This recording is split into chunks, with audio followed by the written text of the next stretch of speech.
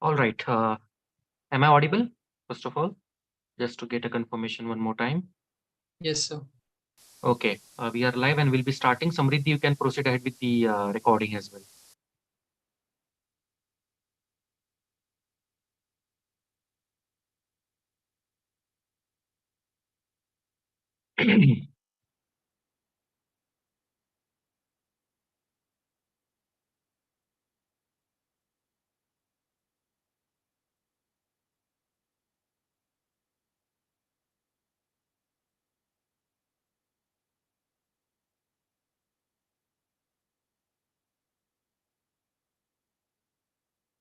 Samriddhi, you can initiate the recording. Just inform me once the recording has started.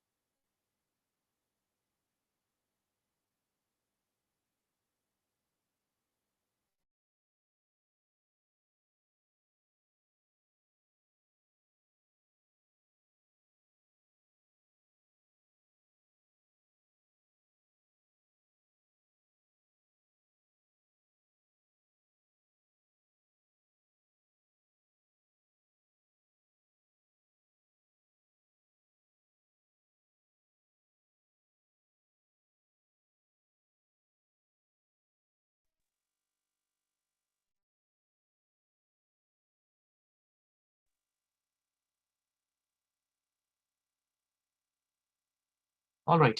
A very good evening to one and all, and welcome to the Indo-Mosaic event, the finale round of Indo-Mosaic event, of course, which is being organized by the Synapse Society. The finale round of Indo-Mosaic event is being hosted by me, that is Ayush Khade. I am the current president of Synapse Society, along with Samriddhi Kashyap, who is the current vice president of Synapse Society.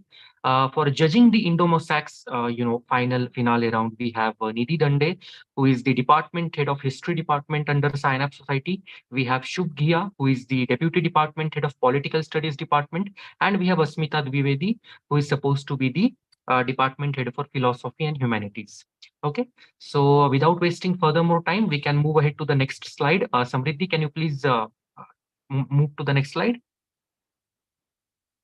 All right. So let me give to those who are watching us as an audience on YouTube, let me give a short introduction of what Indo-Mosaic event actually is. So basically, Indo-Mosaic is an article writing plus article presentation event. Stage one was an article writing contest where we had approximately a certain number of participants, and stage two is the article presentation competition. I'll explain what stage one and stage two is in the furthermore slides. Now, in Indo-Mosaic event, the participants are basically supposed to write an article describing the history, geography, and culture of any Indian state. This will help us to, spread the knowledge of the historical, geographical, and cultural importance among the minds of all the students in IIT Madras. And that was the initiative behind organizing Indo-Mosaic event. That's what the reason was. Samriddhi, to the next slide. Stage one of Indo-Mosaic event, which was launched 2 weeks before, and the participants were submitting the articles in the previous 2 weeks. Now, in stage one, the participants were supposed to submit an article with a word limit of 1,500 words describing the history, geography, and culture of any Indian state. We had approximately 50 articles which were submitted in stage one. Out of those 50 articles, by reading out all the articles and by looking at the way they have been researched, looking at the way they have been presented, we have selected the best 9 articles, the best 9 participants who will be presenting their article in stage two, which is being conducted today. Samriddhi, to the next slide. Yeah. So stage two that is being organized today on 15th of October is basically the article presentation event where the best 9 chosen participants will be explaining the articles in front of the esteemed judges, followed by a few questions. Okay. So they can state a few facts. They can explain how that particular state was historically oriented, how the geography of that particular state is oriented, how the culture of that particular state is, important, and they can keep on inculcating the importance of that particular state in the minds of hosts as well as the judges and the audience. To the next slide, Samriti. Yeah. So before proceeding ahead to the participants, I would like to explain the rules and regulations to the participants, which have already been explained, but to the audience as well. So the first rule is about time limit. So there won't be any time limit. Each participant will speak for any number of minutes he or she wants to. This rule was initiated because we wanted each and every participant to convey his point of view in covering all the minute details. The second rule is not to intervene, of course, to respect the code of conduct of the event being organized. All the participants are requested to not intervene when some other participant or when the host is speaking. The third rule is mode of communication, where we are supposed to speak in English only. But if you are enchanting a particular line, if you are enchanting a particular slogan which is in your mother tongue or which is in the particular language of your state, then you can use any other language as per your convenience. But for explanation, the prevalent language which will be used will be English only. The last rule is presentation, where basically I'll call out the name of the participants, the 9 participants, one by one. They have to start sharing their screen. They'll share their screen and they'll explain their articles to the esteemed judges. Okay, the screen share access has been given to everyone. Samriti, you can stop sharing your screen, and I would like to request our first participant, Monica R, to share her screen and then proceed ahead with her article presentation.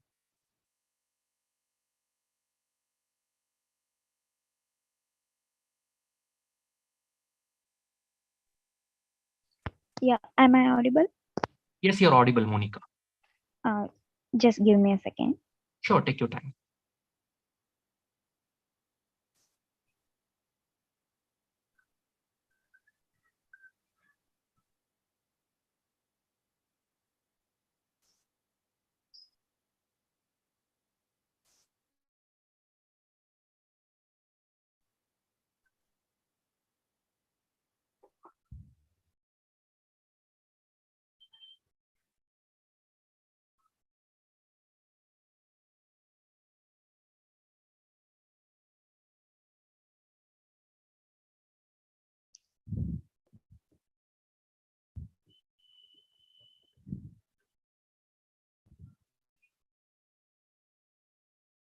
Can you able to see my screen?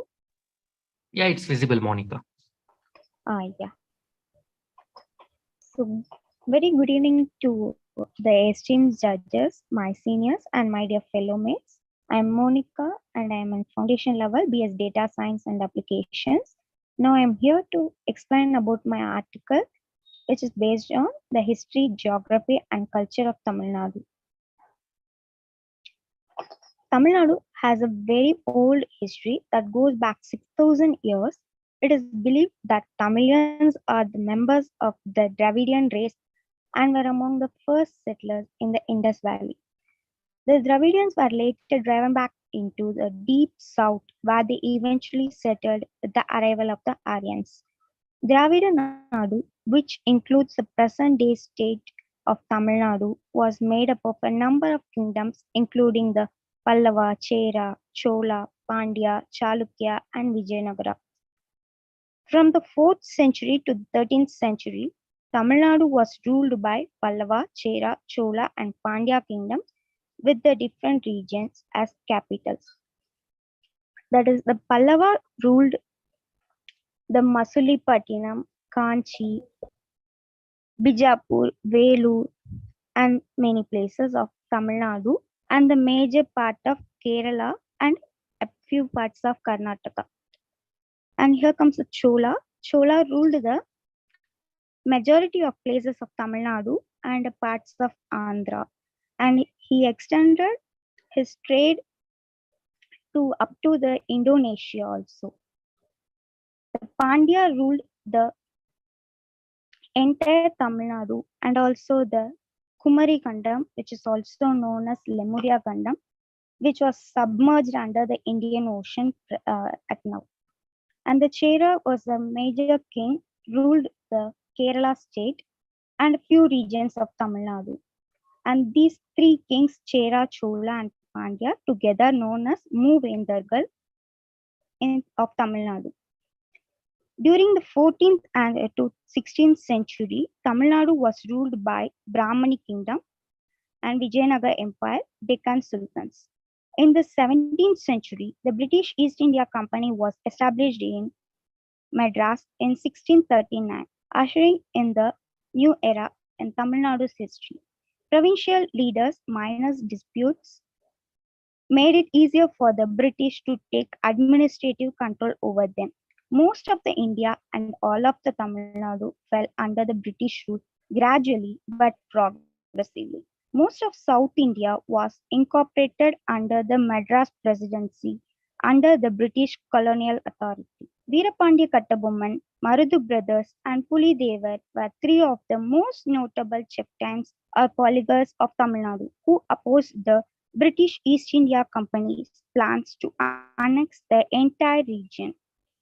Rani Velu Nachiyar, with the help of Hyderali, the king of Mysore, was the most powerful queen who annexed Sivaganga district, which belongs to her husband Muthu Vaduganathan from the British. This speaks about the power, supremacy, self confidence, and guts of a woman ruler in the ancient period. It's notable she's also a widow ruler, and there was no freedom to the normal girls at that time. But Rani Velu Nachiyar was that much brave enough to fight for her husband's nation. After independence in 1947, Madras Presidency, which includes Tamil Nadu, coastal Andhra Pradesh, northern Kerala, and the southwest coast of Karnataka, became Madras state. Tamil Nadu, the Tamil speaking region, was divided from Madras state. It's not only Tamil speaking region, it means Tamil Nadu, the Tamil country, and in the word Nadu means to depend. It depends on the Tamil. That's why the name Tamil Nadu was given to Tamil Nadu. Tamil Nadu is the 10th largest state in India and covers an area of 1,30,058 square kilometers. It is bordered by Kerala to the west, Karnataka to the northwest, Andhra Pradesh to the northeast, Bay of Bengal to the east, and the Indian Ocean to the south. Cape Comorin, Kanyakumari is the southernmost tip of the Indian peninsula, which is the meeting point of the Indian Ocean, the Arabian Sea, and the Bay of Bengal, located in Tamil Nadu. The western, southern, and northern parts are hilly and a mix of vegetation and arid. Tamil Nadu is the only state in India that has both the Western Ghat and the Eastern Ghat mountain ranges, which both meet at the Nilgiri Hills, the queen of hill stations. The Western Ghats dominate the entire western border with Kerala, effectively blocking much of the rain bearing clouds of the southwest monsoon from entering the state. The eastern parts are fertile coastal plains. The northern parts are a mix of hills and plains. The central and the south central regions are arid plains. Tamil Nadu has a coastline of about 1076 kilometers, that is 700 miles, which is the country's third longest coastline after Gujarat and Andhra Pradesh. Tamil Nadu's coastline bore the brunt of the 2004 Indian Ocean tsunami when it hit India, which caused 7,793 direct deaths in the state. Tamil Nadu falls mostly in a region of low seismic hazard with the expectation of western border areas that lie in a low to moderate hazard zone. Parts of this region have seismic activity bagging the M5.0 ranges. Tamil Nadu is heavily dependent on monsoon rains and thereby is prone to droughts when the monsoon fails. The climate state ranges from wet rainforest to semi-arid. Tamil Nadu agriculture is gambling of monsoon.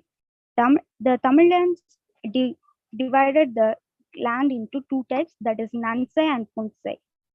Nansai means it was watered during the entire year, and the Punsai means it depends only on the rainfall.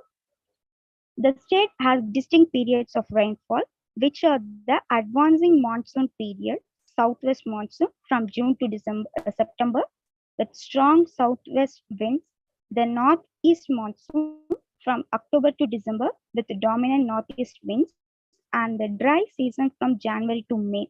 The normal annual rainfall to the state is about 945 millimeters, 37.2 inches, of which 48% is through the northeast monsoon and 32% through the southwest monsoon. Since the state is entirely dependent on rains for recharging its water resources, monsoon failures lead to acute water scarcity and severe drought. Tamil Nadu is a southern state that has a remarkably rich cultural legacy. The people of Tamil Nadu are members of famous Dravidian family, which is regarded as one of the oldest civilizations in the world. Tamilians take great pleasure in their deeply ingrained culture and work very hard to preserve their 2000-year-old heritage, much like other South Indians do.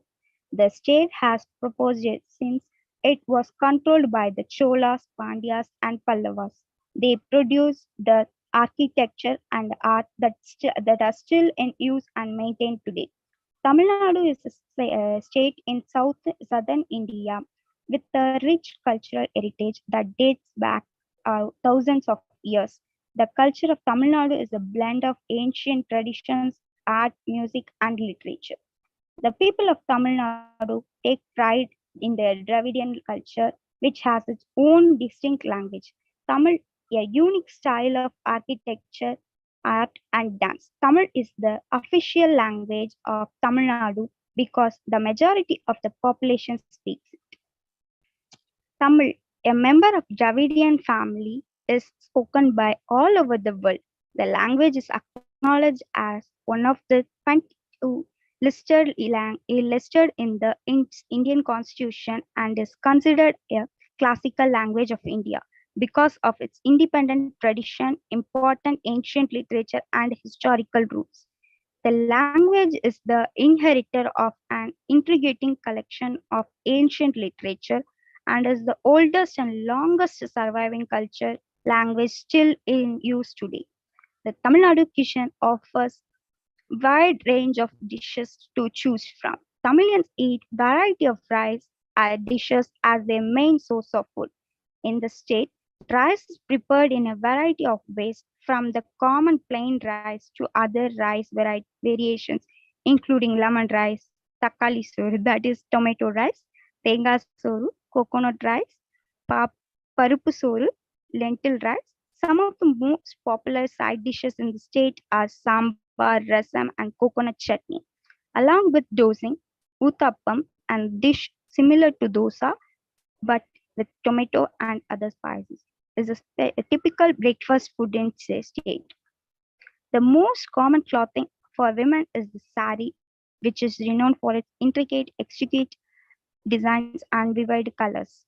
The Kanjivaram saris is the most popular kind of sari in the state and is widely worn by the women of the state, mostly during special occasions. The essential item in every Tamil man's wardrobe, the Angavastram, is worn with a lungi, a shirt, and other clothing. The traditional attire is typically worn with gold piles, chains, and odyanam, as well as other traditional jewelry.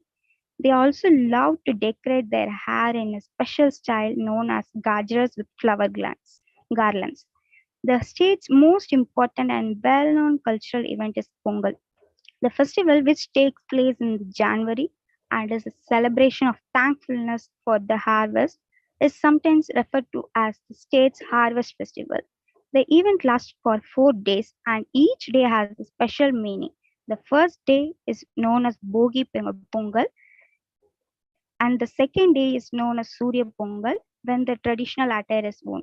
The famed Jallikattu event takes place on the third day of the festival, known as Matu Pongal, and the festivities come to a close on the last day, Kanu Pongal. The most important aspect of Tamil Nadu's music is Carnatic music. It is regarded as Southern Indian classical music and is thought to be among the oldest musical traditions still in use today. Along with music, the state is the birthplace of some of the most executive and captivating dance styles practiced today. Perhaps the most well-liked dance style in Tamil Nadu is Bharatanatyam, which has won followers from all over the world. Bharatanatyam, one of the India's oldest dance genres, is regarded as the forerunner for all other classical dance forms. Art is an integral aspect of Tamil Nadu's culture. From the column that is painted at the entryway of each home at the sunrise to the magnificent Tanjore paintings, the women of the family start each day by creating an elaborate and lovely column to hang at the entrance to their residences due to its gold embellishments. The Tanjore paintings and Tanjore dolls are fairly well known. Here is the entire culture of Tamil Nadu in a picture. That ends my article. Thank you all. All right. Thank you so much, Monica. All over to the judges. Monica, you can stop sharing your screen if you are done Yeah. with your article. Yeah.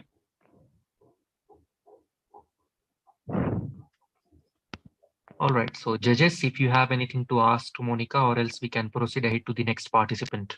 Yes, sure. Monica, will it be possible for you to turn on your camera?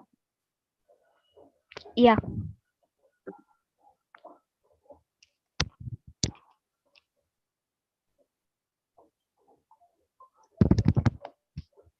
So, hi, Monica. That was a nice speech. I want to ask you that how has different religious diversity in Tamil Nadu impacted the cultural heritage in today's day? Actually, all the religions are like friends and family in Tamil Nadu because we have no differentiation. For there are majorly three religions are practiced, and also the Hindu, Christian, Muslims. But there is no differentiation. But they believe in their religion, and together we we unite in their festivals like Pongal, Diwali, Christmas, Ramzan, uh, Miladi Nabi, and these are like uh, from the outer space it will be looking like a it's related to religion, but not. It's like a family and friends uniting as the Tamilians. We all celebrate together, even it is a different religions festival also.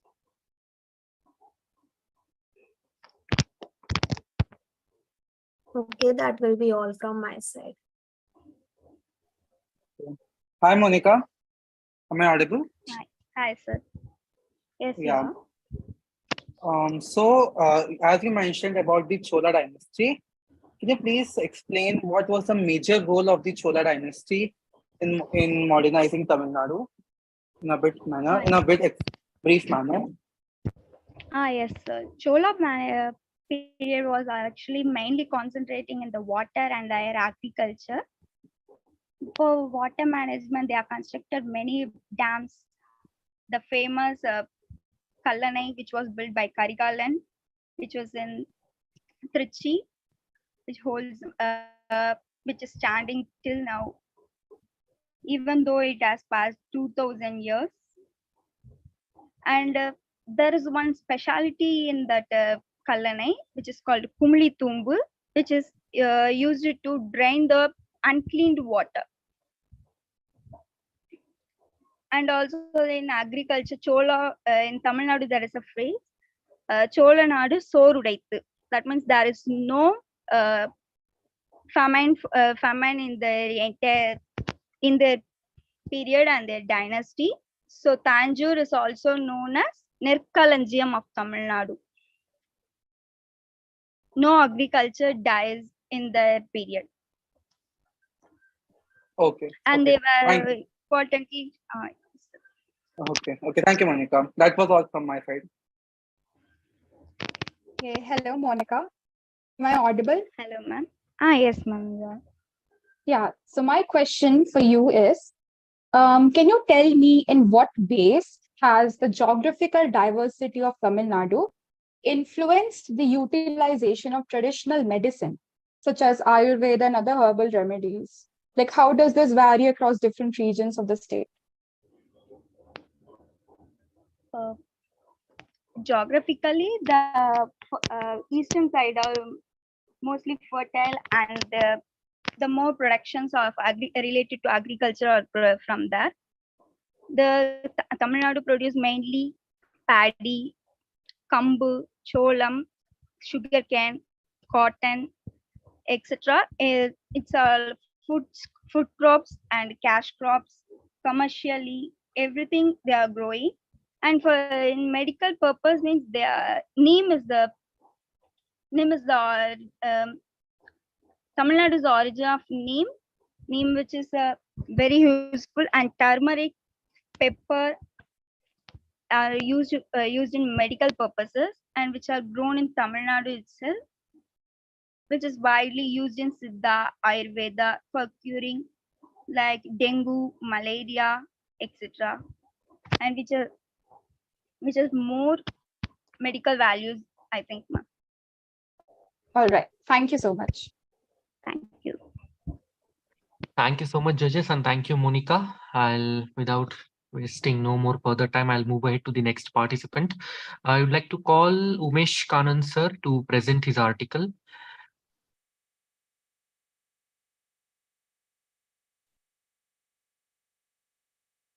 Can you hear me, sir? Yeah, you're audible, sir. May I start? Yeah, you can just share your screen and then you can present your article. Yeah. Can you see the picture? Yeah, it's clearly visible, so you can go ahead. Actually, I find it difficult to consolidate the things because I have taken the pages of around 100 pages. So I find it extremely difficult to bring it to 5 or 6 pages. So my topic is from Tamil Nadu, that is Tamil Nadu culture. So the things are totally divided into, first one is related to the people, where are the people are spread out over the world. Second thing is related to the language, that is Tamil language, and which is got very famous due to Tirukural. And related to the food culture, so I am getting more than 7 or 8 pages of different things from a particular website. So I extremely find it difficult to consolidate things based on the area wise. Otherwise, the number of food items, it will be going around 400, 500 like that. So you can see the photo also. Then related to the dress, so mostly it is about the saree of the ladies and half saree of the girls.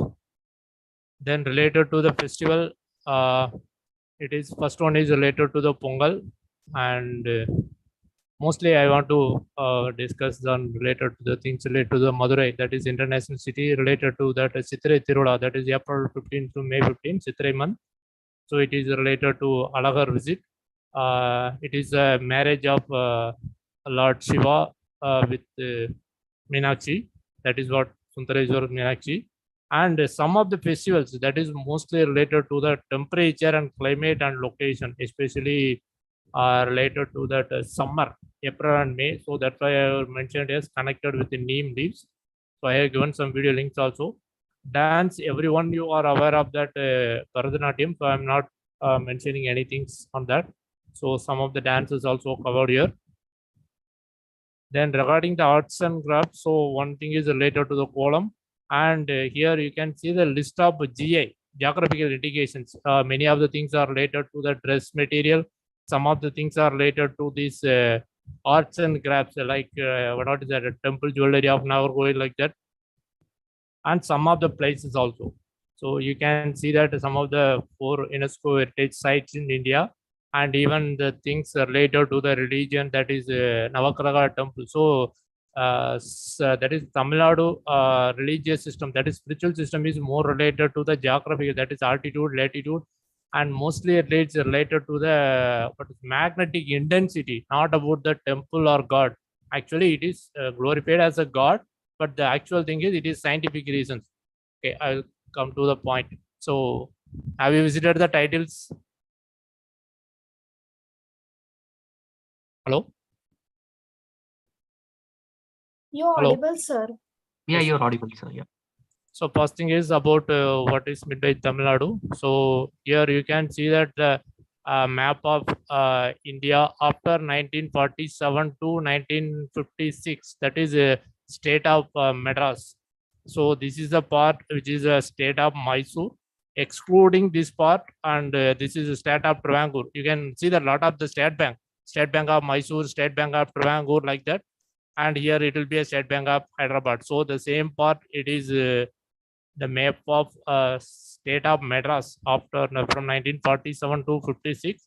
So you can see that it covers Andhra and part of Kerala and part of Karnataka. So up to Mangalore and Kasargod, as well as up to almost near to Odisha, it is covered with Madras residency.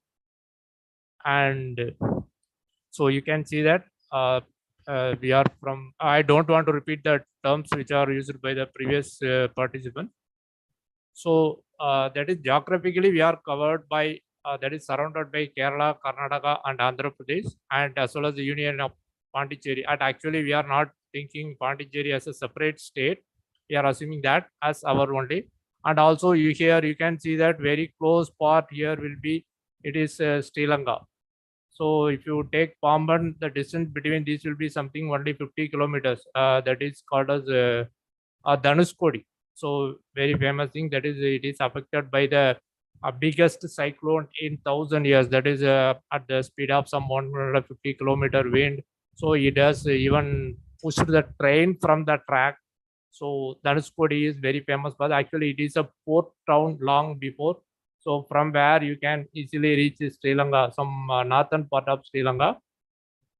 So geographical wise, it is surrounded by Kerala, Karnataka, Andhra, and Pondicherry, and it is having international border with Sri Lanka. So Tamil culture, Tamil people are assumed to be one of the oldest tradition. Even you can go through the Google, you can see the some 10 top oldest 10 languages from India. It will be Sanskrit and Tamil, but number of people handling the Tamil when compared to Sanskrit is higher. So it is almost living language, oldest living language in India. So okay, if you come to the, that is why the what is things happening. Suppose if you take solar period, actually they have a between 1st century to 3rd century, then there is a break to the Pallava dynasty, that is from 3rd and 9th. But once again from 6th and 6th to 10th, once again the Chola back, that is they are Chola and Rajarajan as well as Rajendra Solan. These people are making the Chola kingdom at the peak.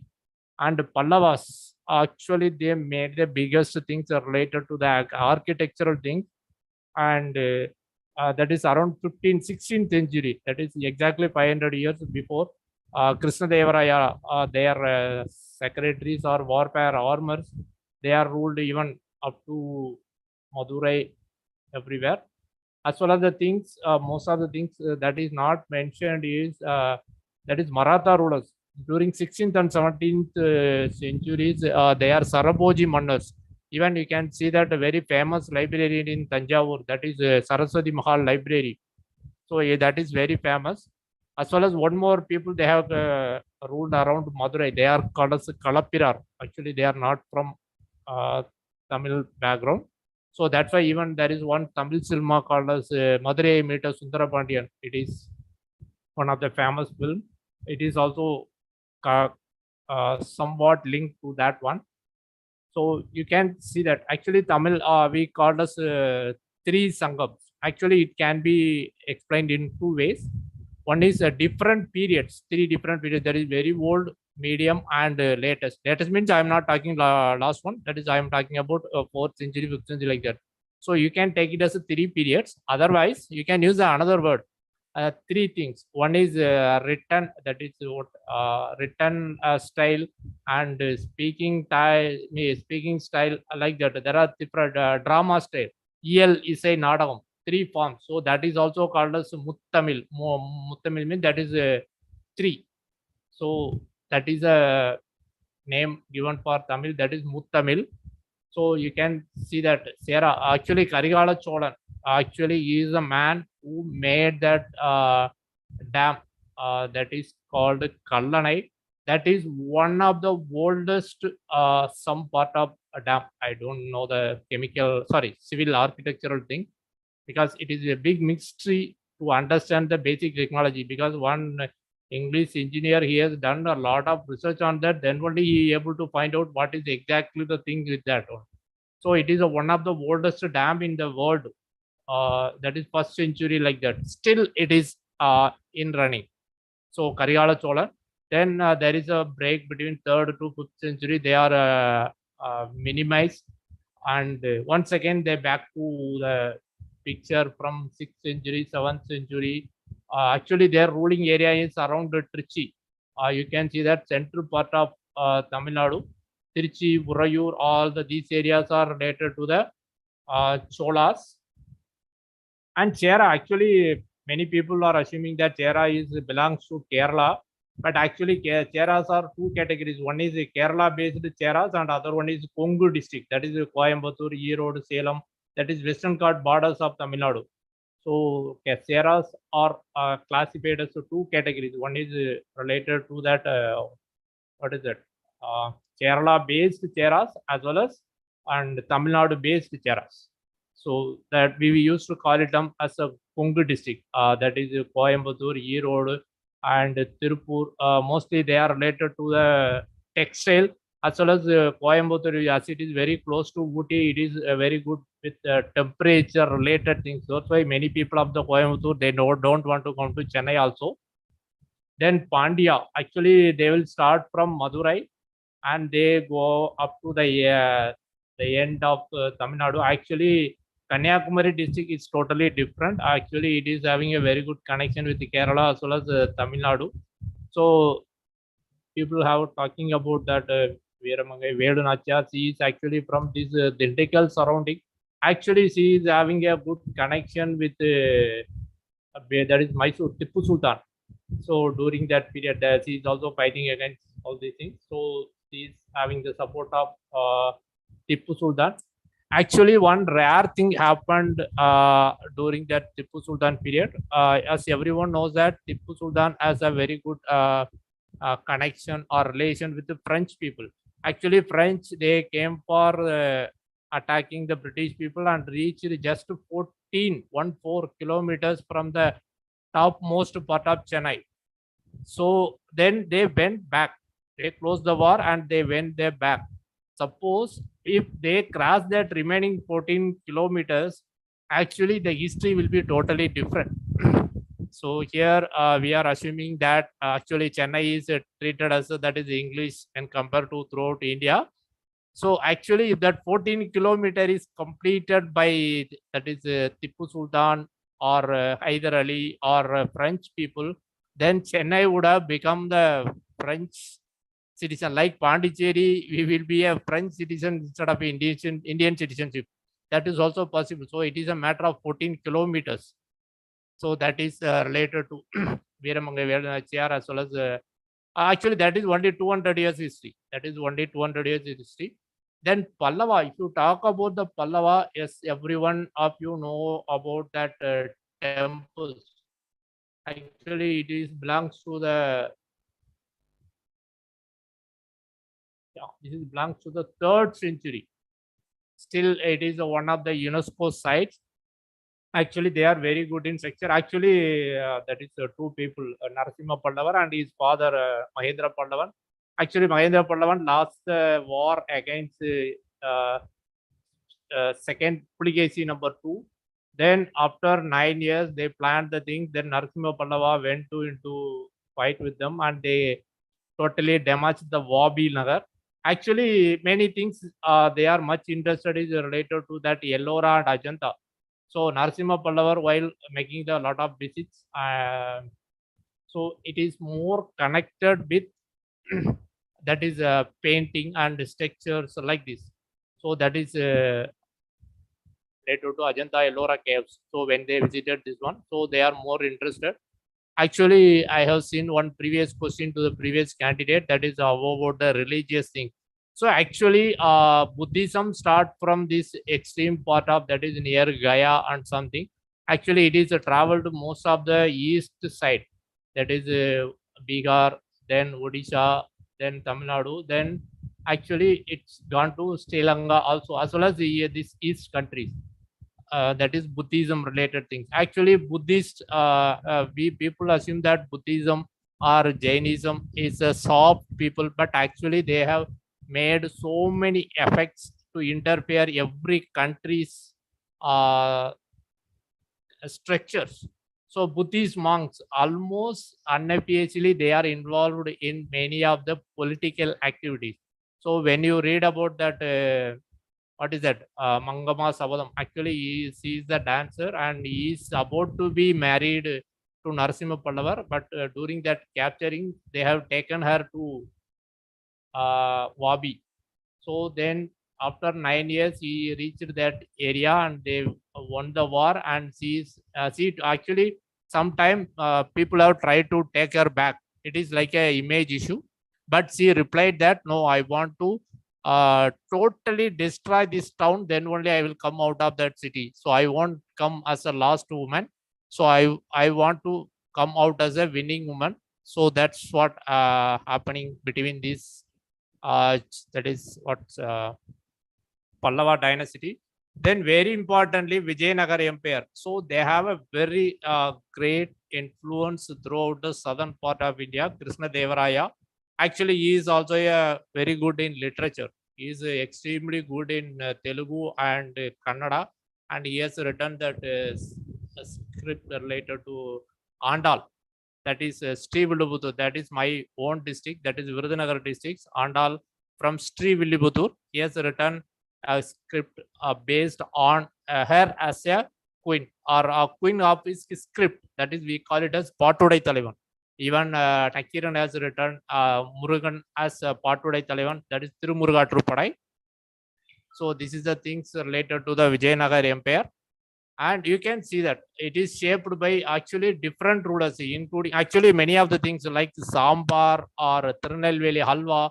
So there is a question marks around origin about Tamil Nadu, because it is more about the presence of Marathi rulers makes a difference in many of the things. So we are even Lord Ganapati, I am not sure he is exist before 15th century. So after Maratha entry only is God, and she is asking about the gods. Till 8th century, we got only officially two. One is Saivam, that is Shiva followers, and the other one is Vaishnavam. In Vaishnavam, that is Vishnu followers. Vaishnavam, you have two things. One is Vadakalai and Tenkalai. Vadakalai, it is based on your North India. So mostly you are praying or worshipping only Rama and Krishna. That is 8th and 9th avatars. But we are taking Vishnu as a combination of 10 avatars. Even you can see that Udupi temple, that is one of the avatar of Vishnu. Okay, so you can see that lot of historic buildings and hill stations, very heritage states. So like that, tourism industry is active. One. Okay, I think okay. So Madras presidency, it is a British control, and Tamil Nadu is the second highest GDP related things. And regarding the Tamil, actually it is it is official language of Tamil Nadu, Pondicherry, and to some extent Sri Lanka as well as Singapore.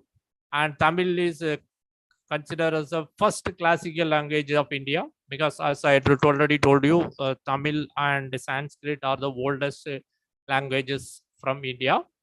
So you can see that a lot of people from Malaysia, Myanmar, South Africa, Canada, Mauritius, actually, that is the effect of Chola kingdom and Pallavas. Actually, they have a very good trade relationship with China. Actually, I want to add that topic, but within 24 hours, it's not possible for me to add the things. So these are the things I missed: Marathi rulers and Kala brothers. And you can see that Tamil Thambi Vanakkam. It is written by Portuguese. Actually, we have a influence of Portuguese one side, Denmark one side. So we can see Danish port and Portuguese, actually Goa. So we have a lot of influence from the international players. So that's why we anytime we are assuming as an international player than Indian level thinking. So Tamil is one of the classical language, first language, and you can see that Tambiran Vanakkam. This is the first Indian language to be printed and published. Then in University Madras, Tamil, there is one college in Madurai that is called as Mexican College. So can you imagine how that name comes? So it is the earliest dictionaries published in Indian languages. So it is Tamil. The next thing is Tirukural. So here you can see that word. It is a non-religious book. That is very, very important thing. So you can say Bhagavad Gita is translated, Bible is translated, or Quran is translated. But this is the one and only the non-religious book, which is translated in 41 international languages of French, German, like that. And even in English itself, it was 100 version. Within India, it will be around 50 languages. It is translated. This is a power of Tirukural and Tiruvalluvar. So you can see that it is under the 133 topics. Each and every topic has a 10 kurals. It will be 2 lines. It is not even 2 lines. It is 1.75 lines, and each one that is 133 topics. Actually, it is categorized as under the 3 things. That is aram as well as action, and the last one is related to the happiness. Aram, Porul, Indom. So in these 3 things, it is covered. So due to its rich covering, so you can read this one. It represents a way of the life through the. So it is not talking about the God. It is not talking about religious works or something. So it covers related to the work. It talks about the politics. It talks about medicine, how the medicine should be treated. It depends upon the like that. So lot of things. So you can't find any book in the world which covers extremely from the top to bottom of any topic. So it is happened around the 2nd century. So now it is 2000 years over. So Tirukural is referred as universal scripture. That is Ulaga Podumarai. That is universal. So whatever is written, it is connected with any part of the world. So that is why it is translated around 50 world languages and 100 versions of English itself, maybe another 50 languages of Indian. So you can, it is actually, you can't imagine, he cannot be a doctor, he cannot be an engineer or something, he cannot be a traveling man. So how can a single man can write each and every field, almost 360 degree of the all professions. So you can, here you can see the diagrams. Okay, just a minute. So first one is Madras, this one, and this is about the Chola coverage. So they gone for east as well as they cover the. So as already I told you, Pallavas have the trade relationship with China also. But Chola period, the Chola as well as during the Pallava period also, we have a very good trade link with the Egypt. So what I'm saying is that is a navy. So Tamil Navy is at extremely good even in the 2nd century and 1st century. Navy. So you can see the Tamil letters. Actually, A, that is the 12 letters. Actually, it is divided into 3 syllables. One is strong syllables, that is Kasada Dabra, and other one is middle. It is like intermediate. Intermediate, that is middle level syllables. That is and last one is a soft, millennium, soft. So 3 into 6, 18. So if you multiply 12 into 16, it is 216. 216 plus 30 plus 1. So totally 247 letters. So this is related to the Tirukural. And this is Aimperum Kapyangal, like we will say na Ramayanam, Ramayanam and Mahabharatam are the two epics of India. So like that, these are the 5 things. Actually, the interesting is you can see that it is actually connected with the young woman articles of jewelry, give beauty to the young woman. So like that, they are connecting that to the Tamil. Silapadikaram, Silambu, it is a one type of ornament wear in hands or legs. That is Silapadikaram. And Manimegale, it is related to Votianam. So it is wearing on hips. And Sindhamani, it is more about the bindi. And Valayabadi, it is about bangles. And Kuntalagesi, that is wearing at ear. So they are these books are connected to Tamil as well as like women things. So food culture, Sola Nadu. So already she told that Sola Nadu Soroditu. It is a very rich in water services, and so a lot of rice are connected. So you can see that Pudiyodare, one of the very famous thing we used to take it for traveling. It will okay for 2 or 2.5 days without fridge or something. Samba sadam, all these things, the podi sadam and millet. There are a lot of things, kambu, kelvaragu, that is kepe like that. Kudurai arsi. Actually, it is things which is mostly used for used by the people of diabetes. Kudurai arsi. It is the name of that arsi. By using that, they will use to make the dosai. So it is about Solanadu. It is mostly about rice. Then Pandyanadu, actually Chettinadu kitchen. Actually, we will ask that is 63 varieties of item they used to keep on marriages. So you can see the photo here. So first one is Chettinadu cousin. Another one, the girl who is sitting on the ground and a banana leaf. Here you can see the lot of things. So after the file is shared, you can open the photos. So you can see that Pandyanadu, idiyappam, it is actually, we use that word idiyappam for the most complex situation, because it is like, it's not like noodles. You can take the noodles out of that one noodles totally from the things, but you cannot do it from idiyappam. And Madurai region, actually this one, Muttai Parota, that is, we call it as Puttu Parota. Especially Virudhunagar, my hometown, it is made for kain parota. It is like frying the oil or something. So parota is made from actually it is made from maida. So this is about Pandyanadu. Then Konkanadu, that is Western Ghats based thing. So you can see that Western Ghats area, they are rich with coconut things. So most of the things will be surrounding on that. So I have given the 2 websites. Even at the end of the thing, I already told you, I got more than 7 pages related to the type of rices.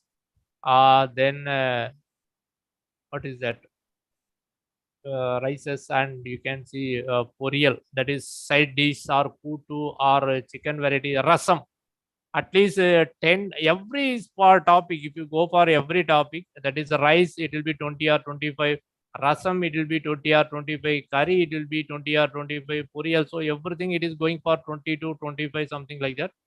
And I have added something which is related to Tamil. So I thought it is too lengthy. So I kept it the last. If the editorial team feels that it is good, then they can add.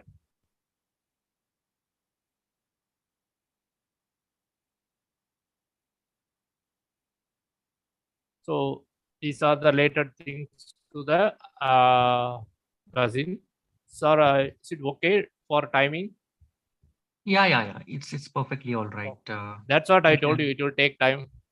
No issues. The thing is, we'll be sharing all the articles, all the 9 articles in the WhatsApp group and everywhere, like on LinkedIn, via email as well to all the people, so that the information can get conveyed. Because we obviously have a time constraint for the main event, so we can't cover everything via words. So we'll be sharing the articles. You don't have to worry. Okay. So Yeah. next thing is related to the dress. Usually dress means you have a lot of varieties for ladies than gents. So saris, you know that Tamil people, they are mostly stick to cotton. because of the hot temperature and sweating. So they do not much interested for other type of sarees, but cotton sarees it is starting from something around 400 to 4,000. So that is a cotton saree. Some of the special categories are Madurai Sungudi. It is a one type of saree, and actually here, yeah, here these are the GI tags. One is Salem fabrics, Salem Venpattu, that is white color silk saree, and Kanjipuram silk, Madurai Singudi, and yeah, Madurai Salem Venpattu, Kovai Kora cotton, Arani silk. So there is a large varieties which got the GI tag also. Kandangi chale. Actually, it is more related to rural people. Normally, in urban side, they won't wear these things. So you can see Kanjipuram. Then gents, we have a very limited options, vesti. But if you see the Brahmins or a priest, they will wear like Panjagajam or something. Even Andhra and Karnataka, they used to, even North India also, they used to wear like Panjagajam model. But we are the only people wear like this. So can you see the diagram or not? So we will like a rectangle one. So we don't go for Panjagajam or something. When it's needed, we will fold it to off like a trouser, that is off pant. So the last fourth photo is half sari. So actually it's more attracting. Actually the color, if you wear yellow color or red color or green color, the sunlight or any lighting will fall on that, and due to that very thin material, it will reflect on the face, and you can see the face of the girl with the dress color. So that is more effective for half sarees. So you can see that young people, especially below 15, 16, they used to wear this half saree. And even kids, you can see that. Actually, it is, suppose the grandmother, they will wear that silk saree, marriage silk sarees for 20 years, 30 years, 40 years. After that, they will cut into pieces and they will give to their grandchildren for making that dress. So that means the silk sarees are sustaining for 50 to 70 years like that. Sir, I'm sorry to interfere, but is it okay if you can wrap it up because we have Yes, sir. seven That's more what I asked you participants lined earlier. up. Yeah. No, no, that's what I was trying to say. If you could wrap up within like 2 to 3 minutes, because we have seven more participants lined up. Yeah. Yes, sir. Yeah. Thank you so much, sir. And all over to judges if you have any questions.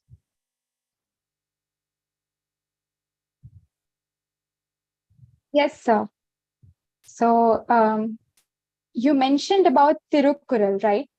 Yeah, So yes, ma'am. are there any interpretations or adaptations of Tirukkural, such as in the form of music, art, or literature?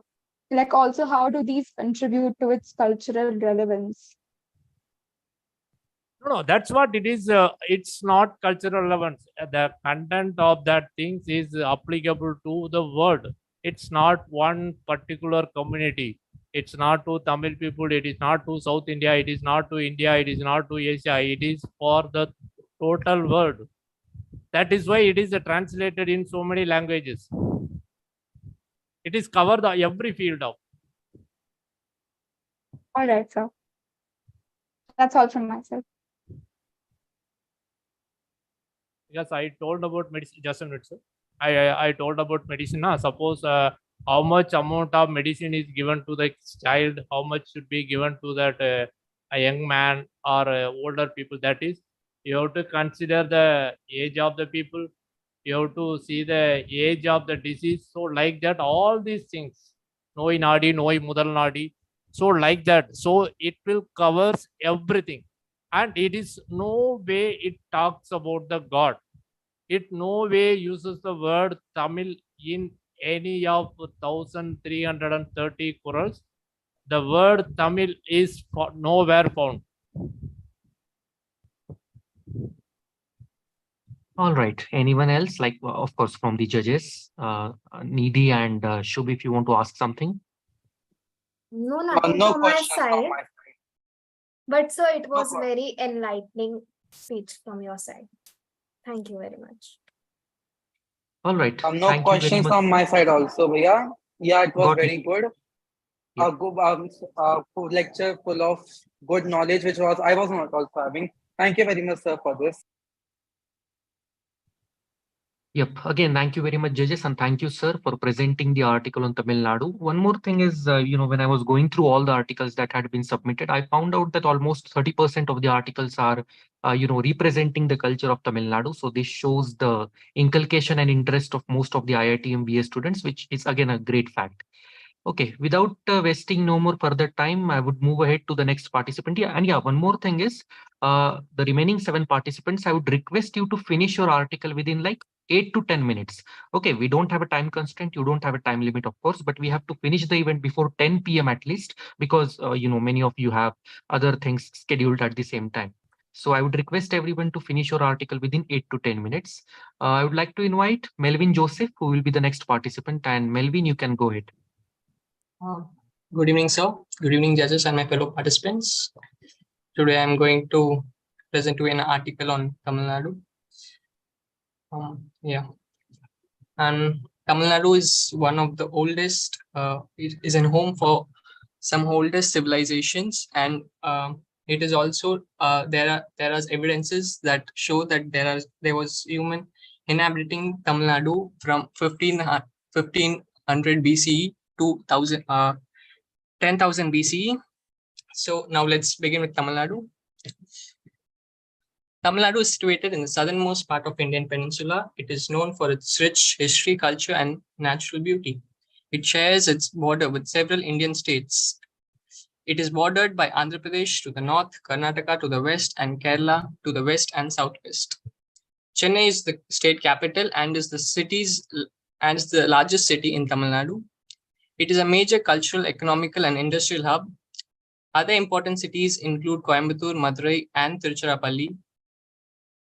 Tamil Nadu has a long coastline along the Bay of Bengal, stretching for approximately 1,076 kilometers. This coastline features numerous beaches, including Marina Beach in the state capital, Chennai, which is the second longest urban beach in the world. Both eastern and western Ghats border Tamil Nadu.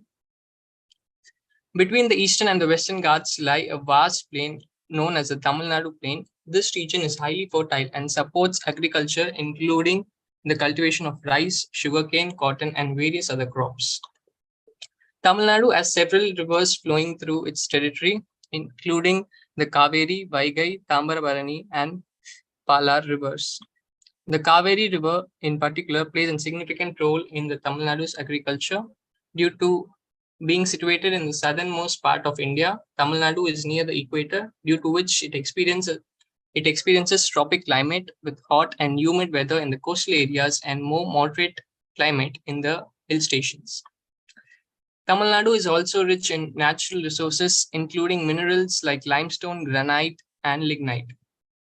It is also known for its diverse fauna and flora, with many wildlife sanctuaries and national parks, such as Gindi National Park and Mudumalai National Park. Tamil Nadu has a few islands in the Bay of Bengal, with Rameshwaram Island being one of the most prominent.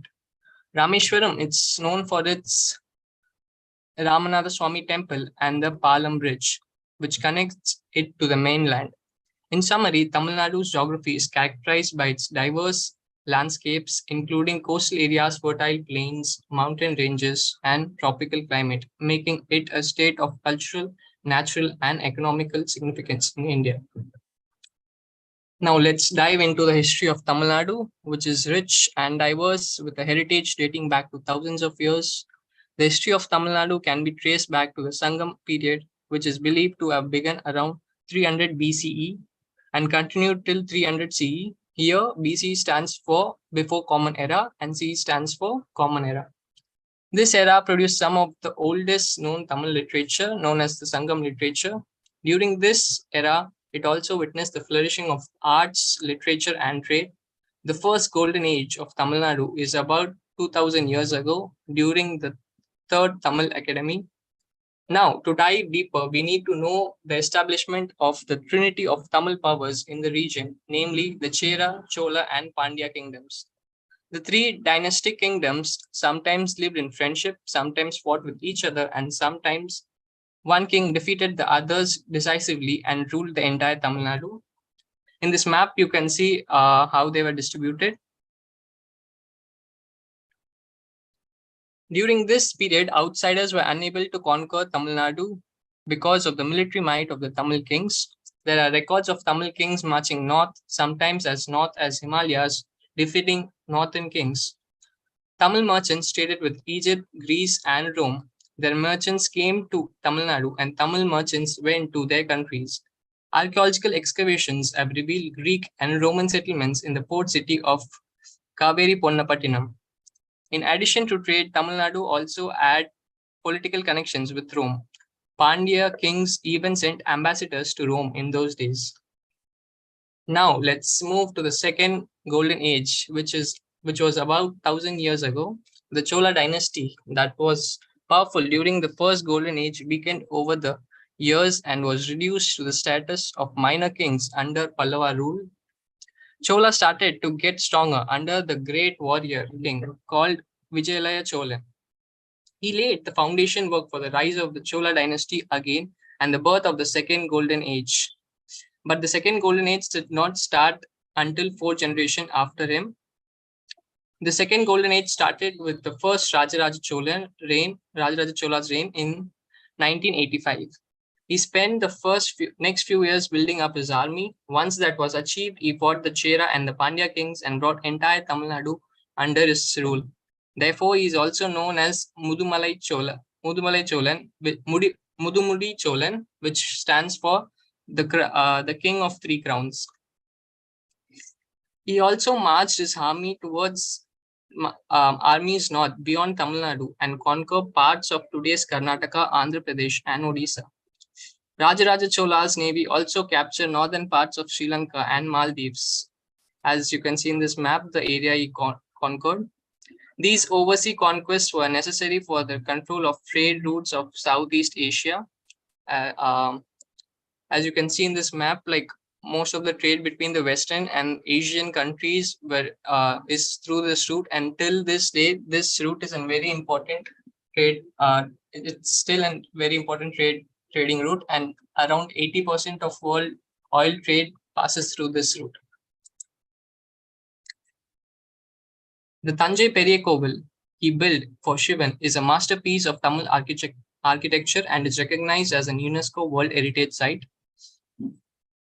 Historians say the second golden age of Tamil Nadu saw its pinnacle during the reign of Rajaraja Chola I, who was the son of Rajaraja Cholan I. Rajendra Cholan I, who was the son of Rajaraja Chola I. His forces went all the way to the Ganges and conquered even some parts of today's West Bengal. He was called Gangaikonda Cholan, the Chola who conquered Ganges. He bought water from the holy Ganges to consecrate the temple he built. Rajendra Cholan also had a powerful navy. The Chola navy conquered Sri Lanka, Maldives, Nicobar, northern Sumatra, and some parts of Malaysia, Thailand, and Myanmar. As you can see, this is the regions which Rajendra Cholan conquered. From Rajaraja Chola I to Kundadalaga Chola III, span of period of over 230 years, and this period is generally considered the second golden age of Tamil Nadu. The Chola dynasty did continue the Chola kingdom for many more years, but the dynasty was on the decline after Kundadalaga Chola III. Cholas not only conquered vast territories with a military might, they also sent ambassadors to foreign lands and had friendship and friendly relations. An example for this is when Rajendra Cholan was fighting with the Western Chalukyas, he was friendly with the Eastern Chalukyas. Tamils also flourished in trade with many countries overseas. Chinese record mentioned that Rajaraja Chola in 1015 BCE CE and Rajendra Cholan in 1300 CE and Kundadalaga Cholan in 1077 CE sent emissaries to China. Tamil Nadu also excels in architecture and sculpture during the second golden age, as exemplified by the Tanjai Periya Kovil that Rajaraja Cholan built and Gangaikonda Cholapuram, which Rajendra Cholan built. After the second golden age, Tamil Nadu saw the rise of various dynasties, including the Vijayanagara Empire, the Nayakas, and the Marathas. The Vijayanagara Empire in the 14th and the 16th century contributed significantly to the state's culture and architecture. During the 16th centuries, European powers such as Portuguese, Dutch, and British established their presence along the Tamil Nadu coast. The British East India Company eventually gained the control of the region, and Tamil Nadu, along with the rest of India, came under the British rule. Fast forwarding to 1945, India gained independence from the British rule, and Tamil Nadu became a part of the Indian Union. And the culture of Tamil Nadu is rich, diverse, and steeped in history. It is known for its classical tradition in music, dance, literature, and art, as well as its unique customs and practices. The Tamil language is at the heart of the Tamil Nadu's culture. It has a rich literary tradition dating back thousands of years and is one of the oldest classical language in the world. Tamil literature, including Sangam poetry, epics like Silpadikaram and Manimekalai, and modern literary works. Modern Tamil literature also produced renowned authors like Subramanya Bharati and Kalki Krishnamurti. Tamil cinema is also a significant cultural phenomenon. Carnatic music, one of India's classical music tradition, and Bharatanatyam, a classic Indian dance form, originated in Tamil Nadu. Tamil Nadu celebrated a wide range of festivals with great enthusiasm. Pongal, the harvest festival, is one of the most significant. Other important festivals include Deepavali, Kartika Deepam, and Tamil New Year. Traditional attire for men include veshti satai, while for women often wear saris. Traditional jewelry and accessories are an important part of Tamil dress culture. Tamil Nadu is also rich in arts and crafts. Tanjore painting, known for its use of the golden leaves and vibrant color, is a famous art form. The state is also known for the silk saris, particularly the Kanjipuram saris. We now conclude with everyone's favorite topic, food. Tamil Nadu's cuisine is known for its diversity and use of spices. Traditional dishes include idli, dosa, sambar, rasam, and biryani. Chettinad cuisine from the Chettinad region of Tamil Nadu is especially famous for its flavorful and spicy dishes. Today, Tamil Nadu is known for its vibrant culture, thriving industries, and a rich cultural heritage that continues to be celebrated through music, dance, literature, and religious traditions. It remains as an integral part of Indian subcontinent with a unique identity and history.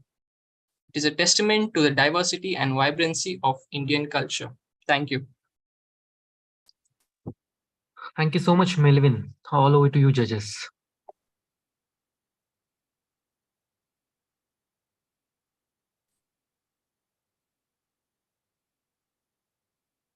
Okay, so can you tell me some museums and cultural institutions in Tamil Nadu that showcase its heritage and culture, if you know some examples? There have been during the Sangam era, it's an example of that. There are the poets and the poets gathered in these in places like Madurai, and they were composed many poems, and most there were three Sangam eras. The first and the second, we don't have much records of that, but the third one we have texts like Silapadikaram and Manimekalai, but other two were lost due to reasons. So yeah, I think these are some examples of institutions which were there at that time. Okay. Can you tell me how many years did the Sangam era lasted, first, second, and third? Yes, ma'am. The second Sangam era was about 3,400 years, and the first Sangam era was the longest, and the third was the shortest, lasting about 1,800 years. That's all from my side. Okay. Hi, bro. I wanted to ask that question. How was Tamil Nadu's history influenced its present day culture and tradition? Can you please elaborate it? What you feel? I'm asking how Tamil Nadu's history has influenced its present day culture and traditions. Okay. Yeah, the history of Tamil Nadu, even you can see the way of living of Tamil people, you can find there has not been much of a difference in their way of living, accepting people, they are one of the most friendly people I have met. And the Tamil people actually love to know, always like their history, and they are very proud of that. and these things have like ruled the way of race culture, I believe. Okay, this was all from my side.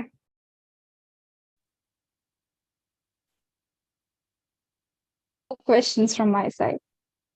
Okay, thank you so much, Melvin. That was an amazing Okay, thank you, presentation sir. again on the state of Tamil Nadu. I'll move ahead to the next participant, Saravanan. I'm sorry if I'm pronouncing it wrong, but yeah, it's Saravanan. The stage is all yours. Yes, give me a sec. Take your time.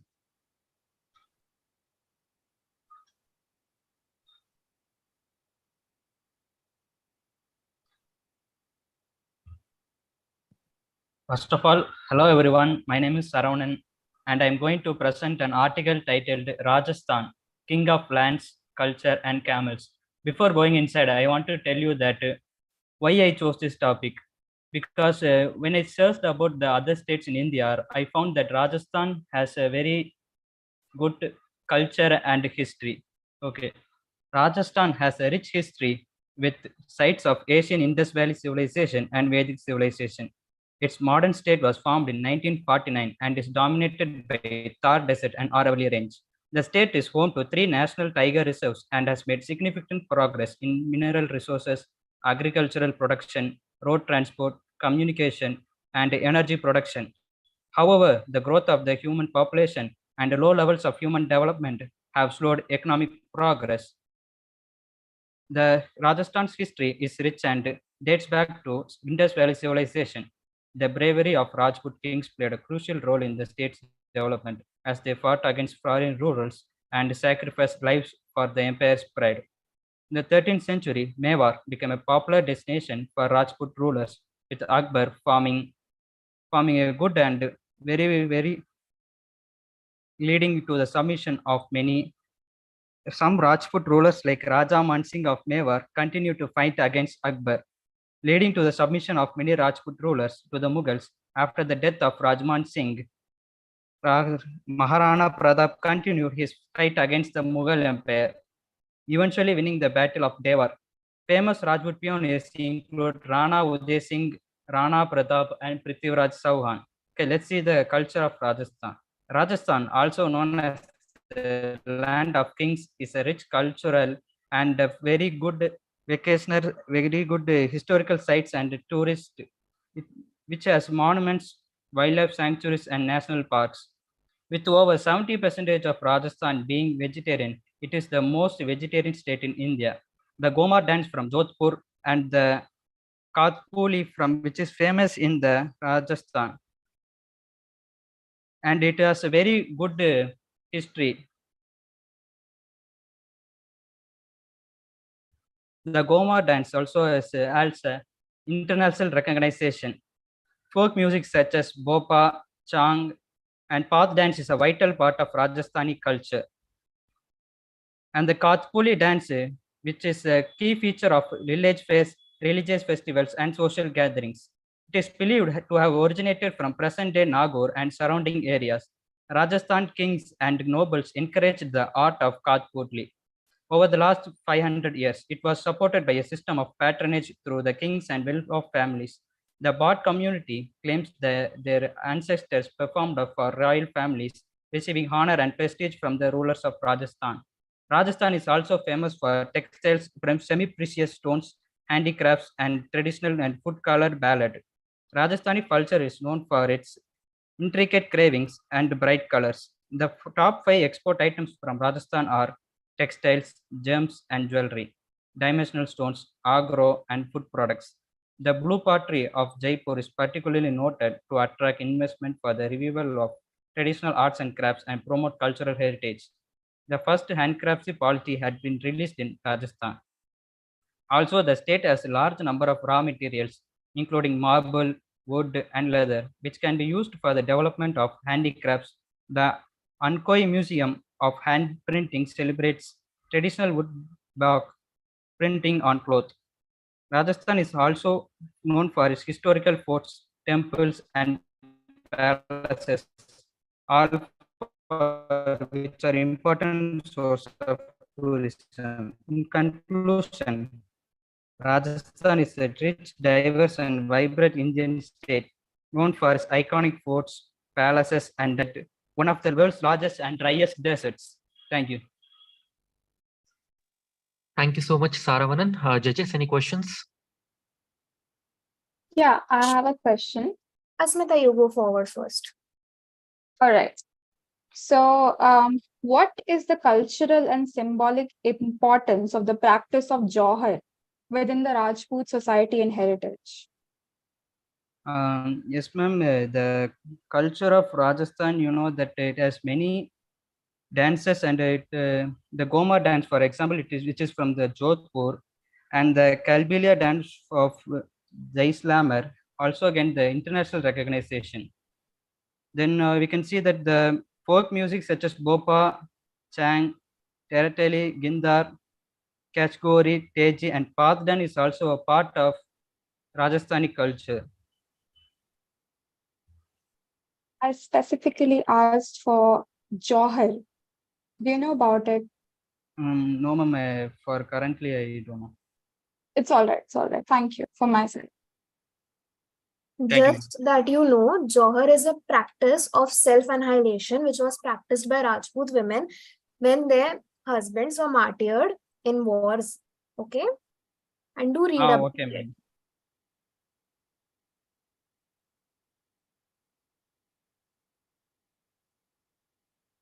All right. Any other questions?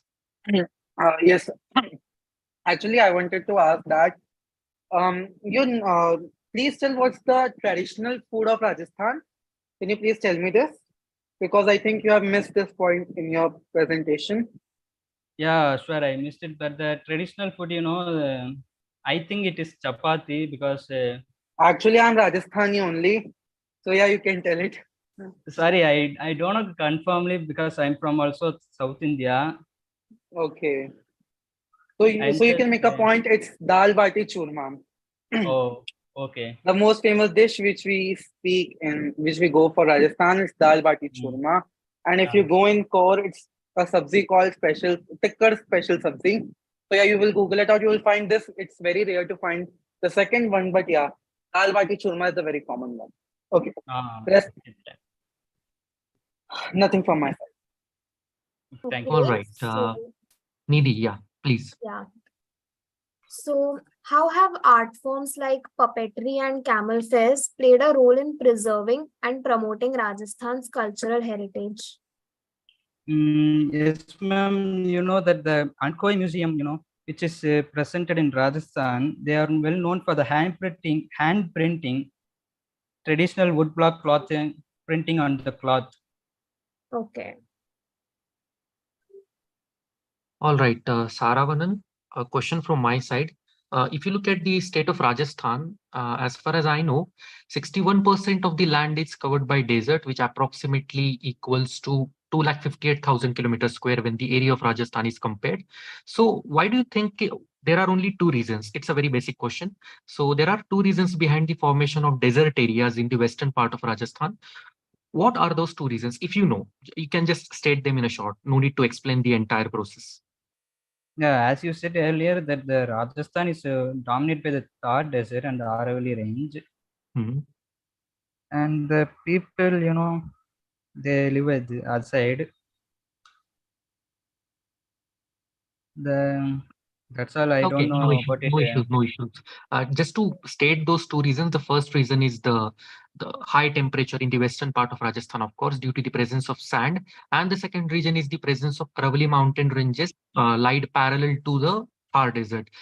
As they are parallel to the desert area, the southwestern monsoon winds that bring rainfall to most of the parts of the India are not that prevalent due to the blockage from Aravalli mountain in the western part of Rajasthan, due to which the desert areas have been increasing and increasing, and right now it's 61.1%, I guess, if I'm not wrong. So these are the two reasons: high temperature and no rainfall due to Aravallis. All right, no issues. Thank you so much, Saravanan. Thank you for the presentation. Thank you for describing history, geography, and culture of Rajasthan. I'll proceed ahead to the next participant. Chahat Gupta, the stage is all yours. Yeah, sure. Just wait a minute. I'm sharing my screen.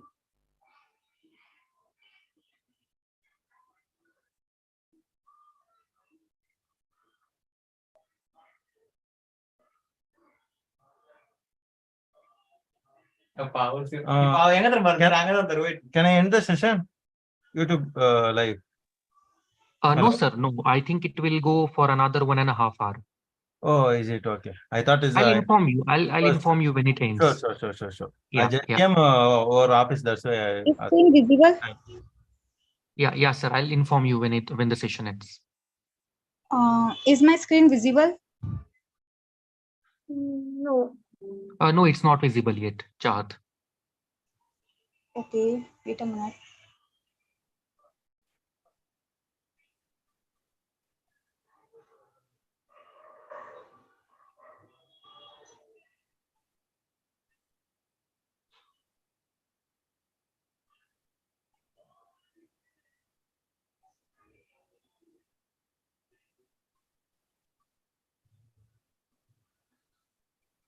By the way, if you aren't able to present it, it's just all right. You can just read it out directly without presenting. Yeah, now it's visible. Is it visible now? Yeah, it's Okay. visible. It's visible. Okay, myself Chahat Gupta. I would like to start my topic, history, geography and culture heritage of Kerala. God's own country, Kerala. We all heard about our country's most beautiful place, Kerala, which is surrounded with rich greenery and cultural heritage.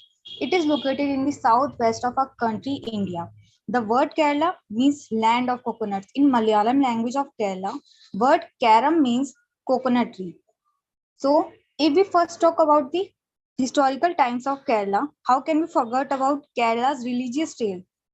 Legend speaks of Kerala as Pashurama Kshetram, the land of Pashurama. It is said that Pashurama threw his axe across the sea and water receded as far as it reached. According to the legendary account, this new area extended from Gokarna to Kanyakumari. Another much earlier Puranic character associated with Kerala, which is Mahabali, an Asura who was the king in Kerala. The Devas was very bothered by him. Then they pleases the Lord Vishnu. After listening to the pleases of Devas, the Lord Vishnu took his fifth incarnation as Vamana and pushed Mahabali down to netherworld. Kerala was formed on 1st November 1956 following the passage of the state organization state by combining Malayalam speaking regions. The Kerala was first epigraphically recorded as Cheram Kerala Putra in 3rd century BCE rock inscription by the Mauryan Emperor Ashoka of Magad. Kerala was shaped with the decline of Chera dynasty and the rise of several independent states, including Kozhikode, Kolathunanda, and Venatkochi. Jewish and Arab traders were among the first traders to arrive in India through Kerala. The foreign invasion began in 1498 when Vasco da Gama landed near Calicut. And the Arabians were the first who took over the spices in Kerala. And yet, the Kerala is also known as the spice capital of our India. The smaller provinces and princely states were unified under the ruler of Mysore and later his successor, Tipu Sultan, who launched campaigns against the British East India Company, which resulted in 4 Anglo-Mysore wars. Kerala was alternatively called Malabar in the foreign trade circles. The Madras Presidency formed the Madras State of India under Sardar Vallabhbhai Patel. And the amazing fact is that his statue is currently located in Gujarat by the name of Statue of Unity. So, if we talk about Kerala geography, it is substantial portion of the Malabar coast, including the western coastal lowlands and the plains of the midland, may have been under the sea in ancient times. The highlands of Kerala experience several types of landslide, of which Dervish flow are the most common. The Kerala consists of land encroached by upon the western Ghats. And Kerala consists of total 44 rivers. Among these 44 rivers, 3 originates in the Western Ghats. The Kerala backwaters region is the particularly well recognized feature of Kerala, as it is interconnected system of brackish water lakes and river estuaries. The rivers of Kerala are small in terms of length, breadth, and water discharge. Anamudi is located in Idukki district in Kerala, which is the highest peak in India outside the Himalayas. The fauna and flora has made the Kerala the God's own country. Kerala is rich in mineral resources and white clay graphite deposits. Kerala is the home of the richest temple in the world, which is Padmanabhaswamy Temple. Because of its gold assets and precious stones, Kerala has the highest literacy rates and also has the highest life expectancy rate in India. The houses are built in the center of the plot, not in the cluster as seen in the other parts of India. The Sastham Kotak Lake is one and the only one freshwater lake in Kerala. The settlements were called Ur and Cheri. The fishermen community has their settlement in coastal region Tura and tribesmen have their settlements in the highland. Kerala is also known as the Venice of the East. After talking about history and geography of Kerala, how could we forget about the cultural heritage which makes the most special state of our country? The architecture of Kerala is unique and quite a contrast to the Dravidian style of architecture commonly found in the other parts of the south. Kerala architecture heavily based and influenced from the architectural science like Vastu Shastra, and the temples are built on the basis of two construction theses, Tantra Samuchayam and Sleep Pratnam. These Kerala is the home of the world richest temple, as we know, because its gold assets and precious stones. And commonly, more than 50% of people, Kerala is follow the Hinduism. Kerala, the cultural diversity of Kerala is well known. The Kerala is famous for its arts. Kerala jewelry is also unique in its design and mostly made of gold. The literature of Kerala can be tracked back to the 13th century. The Malayalam literature initially consisted majorly of poems and songs. Pattu. The food of Kerala consists of wide variety of vegetarian and non-vegetarian food. The food consists of fish, meat, idli, dosa, sambar, chilies, curly leaves, and many more. The folk dance of Kerala consists of the Kai Koti Kali dance, Kuti Otam dance, and etc. Kaniyar Kali, also known as Deshatu Kali, is a dance which is done in front of the goddess Bhagavati. It is the most one of the oldest folk dances, which is the fast moving dance to the rhythmic devotion folk all time. And these all things make the Kerala rich cultural heritage in our India. Thank you. All right. Thank you so much, Chahat. Judges, any questions?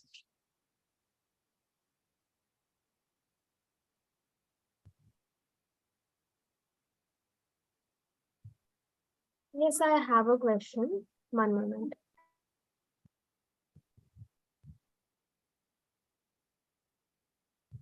How have Kerala's religious traditions and rituals adapted to contemporary society while preserving their historical significance? As Kerala is a religious place because of many temples situated in this area, so they are contrast with their religions, and majorly they are 50% of the Hinduism and 25% of Islam people and 20% of Christians. And among these all, they are follow their religious very contrastically, which makes these Kerala is the most preserved in their cultural heritage. I also want to ask you that the people who have converted to Islam and Christianity is more, whereas when we talk to Hindus of Kerala about Hinduism, most of the youth are not very interested. Why is that happening, that the youth of Islam and Christian are very much invested in their religion, whereas the Hindus are a bit distant from their religion? Is it due to the media and culture? Can you comment on this? No, I don't think so. As we see that 50% of Kerala population consists of Hinduism, and many temples are situated in this area, or Islams and Christians were following their religions as well. If we talk about they are talking about if they're distracting by any other thing by not following their religious, as we can say that youths are not taking seriously their religions very, and That's what I'm asking. yeah, because their politicians are very their politicians are very seriously. We can see that in south their politics very much as higher than in our other parts of our India. South में as South take Chahat, you can speak in Hindi. It's okay. okay, thank you. Yeah. बोलिए. In Okay. South, Any other questions? Yeah, if you want to answer it, you can go ahead, or else we can, move ahead to other questions. now I can speak answer.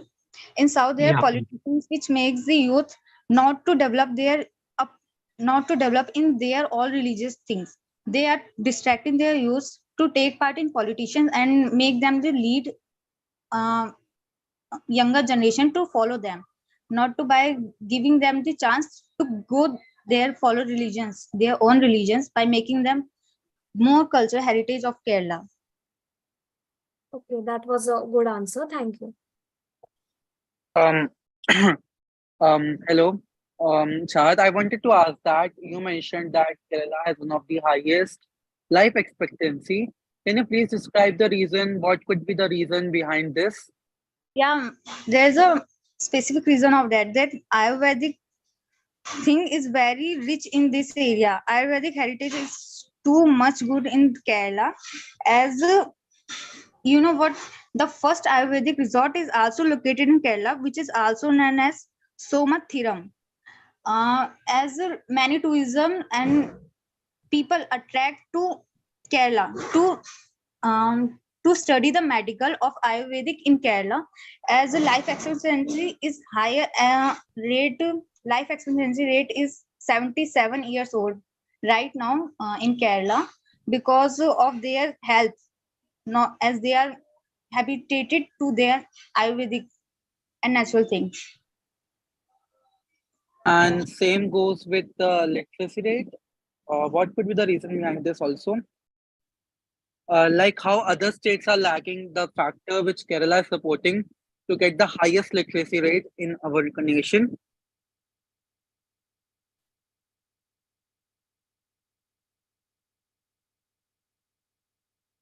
Main thing is their politics, where the politics are not following their saying their youth to not follow their religions, and on the other hand they are encouraging youth to follow politician by educating them themselves. As literacy rate is 94% is, I don't think so. Then there are any other more reason along with the politics.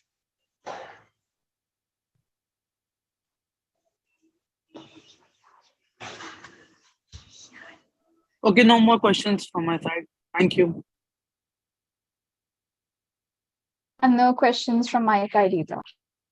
Okay, thank you so much, judges. Chahat, a question from me, a very simple question. As you had highlighted the Sastamkota Lake as the only freshwater lake in Kerala, can you describe the geography of Sastamkota Lake, like on which river is it situated, which is the nearest city to that particular lake, and some other facts if you know?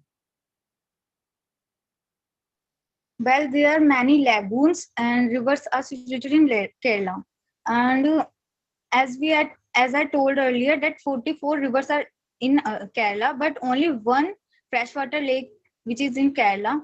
As because of it, there was a conflict between Kerala and Karnataka on the river of taking the water, fresh water. So I think so. This conflict is right now going on, not going on any conclusion. Because of this, they are conflicting on the water, that how much water they have to take as fresh water coming from the Karnataka, not from Kerala. And Kerala is said that they need more water because they are rich in agriculture. And this thing, I think so, because of only one freshwater lake is very important for Kerala. All right, all right. Just for your information, the Sastamkota Lake is situated on the alluvial plains on the banks of river Kalada, and I guess it is situated at a distance of 30 to 40 kilometers from the city Kollam, if I'm not wrong. And yeah, whatever you stated was approximately correct as far as I know.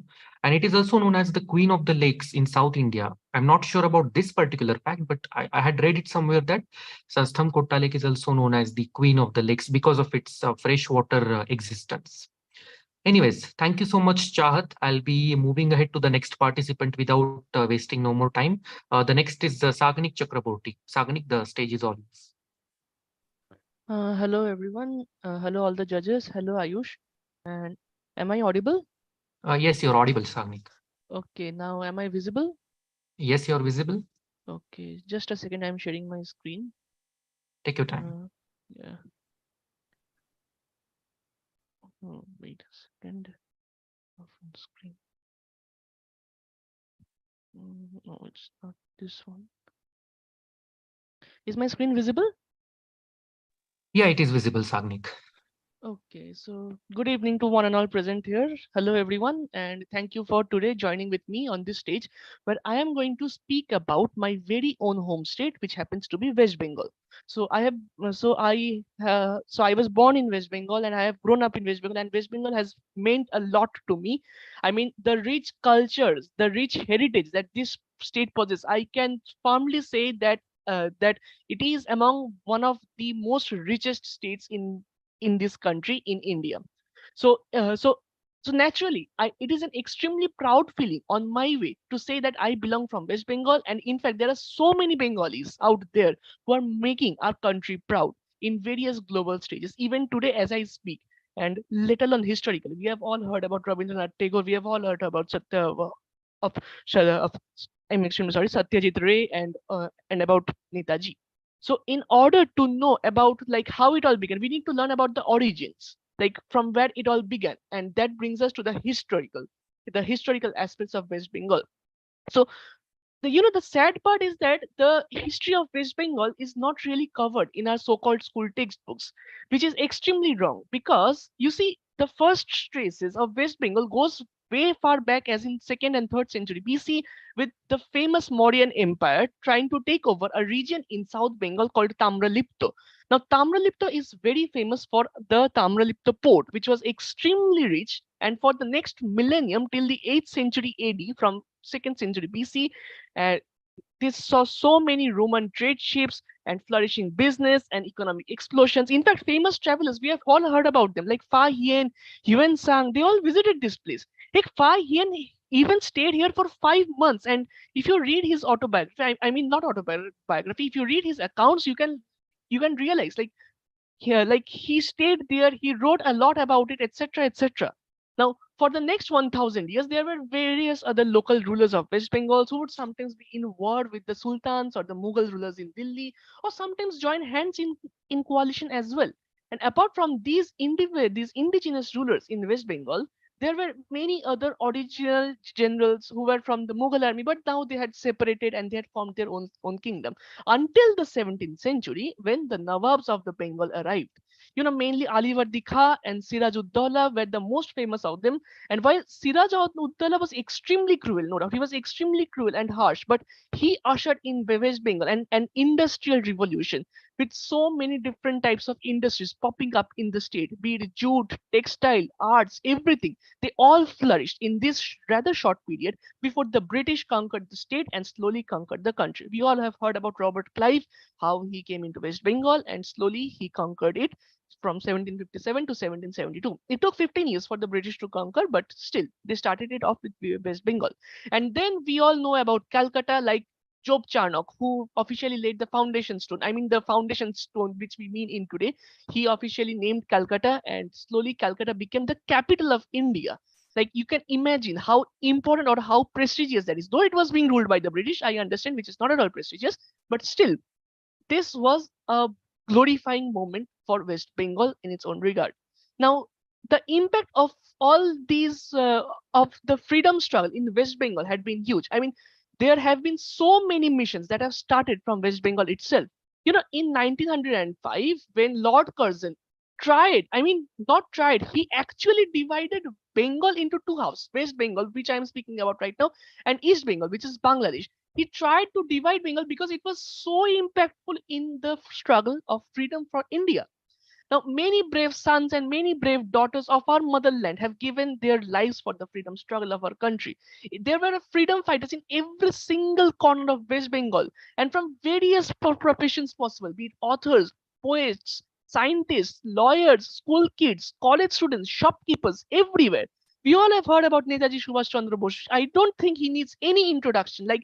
Like about his contribution to freedom struggle. We all know about Azad Hind Fauj, how he formed it. Now, let's take a moment and talk about Rabindranath Tagore, who happens to be another icon. I mean, it's wrong to call him an icon. He himself is a legacy who have taken Bengal to heights which any Indian have never been able to take before. Look at his profound influence on the cultures of West Bengal. He is the only person in the world who has written the national anthems of two separate countries, India and Bangladesh. And he has written books, he has written poems, he has written more than 2000 songs. His works have received Nobel Prize. He was even given the knighthood from the British Kingdom, but during the Jallianwala massacre, we all know what happened in 1919. He gave up his knighthood as a sign of protest. And maybe I know it is a bit sarcastic to say this, but if during his time films were there, maybe he would become a world-renowned director as well. Who knows? Or maybe a brilliant actor as well. He was so talented. And speaking of this film's region, we need to talk about Satyajit Ray. We all know who Satyajit Ray is, and I will come back a bit later on Satyajit Ray when we will be talking about the culture. Now, since we have done about the origins, I mean, what made West Bengal so famous? Let's go down to geography, which is basically what caused Bengal to become so famous. And I don't know how to say this. I'm reading it away straight away, but I don't know how to say this. But let me tell you, the strategic location and a fantastic geography and the remarkable climate of the state has been one of the key takeaways in the state's flourishing glory. Shocked because the geographical variation is so much that there are snowfall that the northern parts of West Bengal near Darjeeling and Tiger Hill, they receive snowfall on a regular basis. But at the same time, if you go south near Digha, there is a proper seashore. I mean, which other state in India receives snowfall and has sea at the same time? I don't know. I don't think if there is any other state that exists. Darjeeling and Kalimpong, two of the most primary or principal hill stations of West Bengal, have been adored by the British for having the climate which they love so much. In fact, today also, if you go to Darjeeling and Kalimpong, you will get so many like British heritage bungalows. Many of them have been converted into hotels and homestays, and many have been haven't been converted, but they still are there. Some of them have also been converted into historical monuments. Now, due to the hilly region and due to the Nepali descent in those regions, Buddhism has flourished in West Bengal. Because of the destruction of the Nalanda University and the repeated attacks that had happened during the medieval ages in the Indian history. Now, apart from these mountains and the seashores, where the remaining part of West Bengal is made up of extremely fertile alluvial soil overall, thanks to the multitude of rivers, mainly Hooghly, and then which happens to be the biggest distributary of the Ganges that flows into the Bangladesh. And by the way, if you're wondering, yes, East Bengal is actually Bangladesh, which I have already mentioned about when I was talking about the partition. Now, the mighty Brahmaputra, which I think is the longest river in the Indian subcontinent. I think which it is longest river in the Indian subcontinent also makes its mark in the far north of the state. In fact, Ganges, Hooghly, and Brahmaputra, and so many other distributaries of this river, of these rivers together, make the Ganga Brahmaputra Delta, which is the Sundarbans, and it is the world's largest freshwater delta. And you all know this Sundarbans Delta is also the home to the majestic Royal Bengal tiger. You know how rare and how endangered that is. The wild jungles of North Bengal are also home to many other wildlife, including so many other tigers. The Baksa Tiger Reserve, far north in Bengal, is also one of the most prominent tiger reserves currently in the country. The fertile alluvial soil also makes agriculture one of the largest professions in West Bengal, and there remains no doubt why the British loved the state. So now we have known about the origins. I mean, what was the history? And now we know the geography. And we can already see where we are heading into next, which is the folklore, the skills, the glory. Now, being a Bengali, I feel proud to say that skills have never been a weak point of us. The determined characteristics and the mindset of the Bengali people have given rise to some unwavering talented skills in the people. Handicrafts have flourished incredibly in the form of saris, Tat sarees and Baluchari sarees are the biggest example. Baluchari sarees are extremely expensive and they're very much sought after, mainly because of their intricate hand-sewn designs on the cloth. You know, let me give you a small trivia. In each sari that is being made, in each Baluchari sari that is being made by the people in Bishnupur who work day and night into making them, each the hand-sewn sarees, each of them depict a different mythological story. They may be from the Mahabharata, they may be from the Ramayana, etc. But look at the attention to detail that they have. Also, an extremely popular form of folk dance, which happens to be Chhau, is extremely popular in the regions of Purulia. Terracotta artwork from Bishnupur needs no introduction, and so are the temples and sculptures, which are just like simply incredible. And now, as I was telling about, as I was saying, we are going to talk about Satyajit Ray, who himself is leading the light in Bengal cinema. He's often regarded as one of the greatest filmmakers of world cinema. He won the Oscar for Lifetime Achievement in 1992, which clearly speaks for his eminence, apart from countless other national and international film awards. We all have heard about Amartya Sen, who was awarded the Nobel Prize in Economics in 1998, which is just another examples of the sheer brilliance that this state possesses. These few people are just examples to show how prominent we are in global and natural fields. Now, to conclude my writing part, I would say that West Bengal is glorious with a rich history and a remarkably varied geography. And with such strong cultural prowesses, it makes me say that if I ever had a chance to take a rebirth in this state, and if I would say yes or no, then the answer would obviously be yes. Who wouldn't want to? All I just personally want is to see that the prowess continues in the future to reach even higher heights and never look below and down. And all I want is Bengal to grow and grow, just grow. Now, now this marks the end of my written portion, which I had submitted. Now, since the word limit was 1500 words, as it was already been governed by the competition rules, I have made I think I have made a separate presentation about the various other facts which I felt that could be included, but due to the shortage of words, I couldn't. Am I allowed to show it, please? Yeah, but may I know how much time will it take to present those certain facts? Not much, like 3 to 4 minutes. It's a short PowerPoint Okay, presentation. then you can go ahead, try to cover it in a short. Yeah, okay, thank you. So this is a small PowerPoint presentation that I have prepared, which mainly includes the various photos, photographics and some photo visualization of various other things that makes my state so proud. That makes me feel so proud about my state. Now, first of all, the photo that you see here is a terracotta temple in Bishnupur.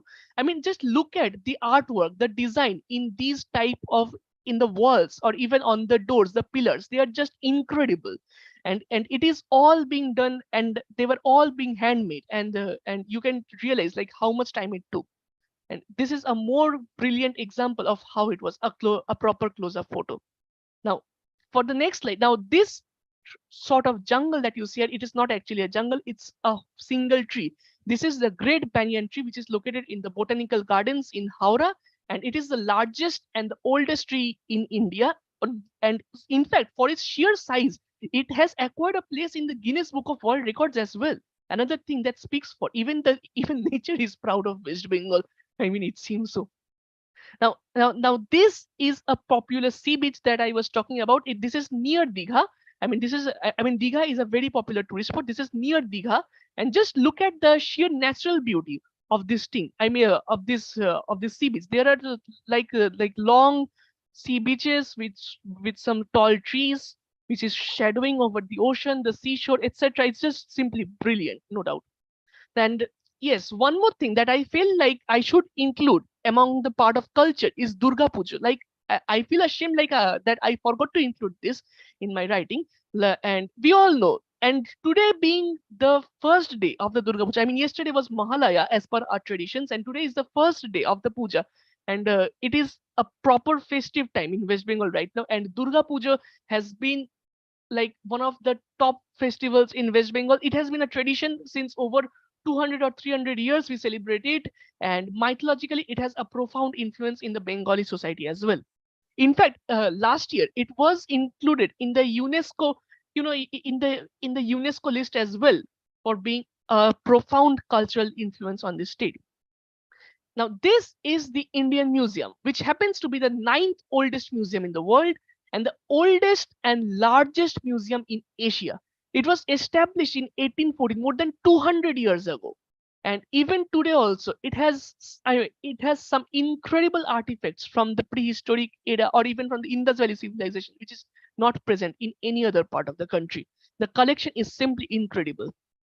Now, this is the Upasana Griho of Shantiniketan. I mean, overall, Shantiniketan is a brilliant example of what Rabindranath Tagore, the famous Rabindranath Tagore, achieved during his, during his lifetime.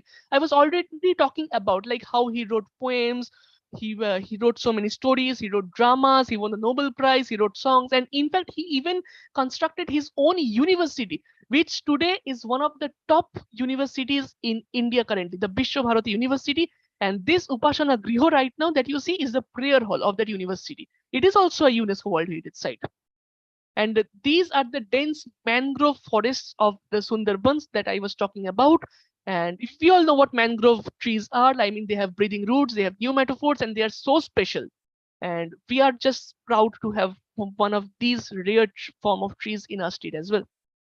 This is the Darjeeling toy train. Now, you must have heard about the DHR, which is the Darjeeling Himalayan Railway. We call it the toy train colloquially, and it is also a UNESCO World Heritage Site. And just look at the sheer beauty of the Mount Kanchenjunga beyond this little toy train that is trotting past.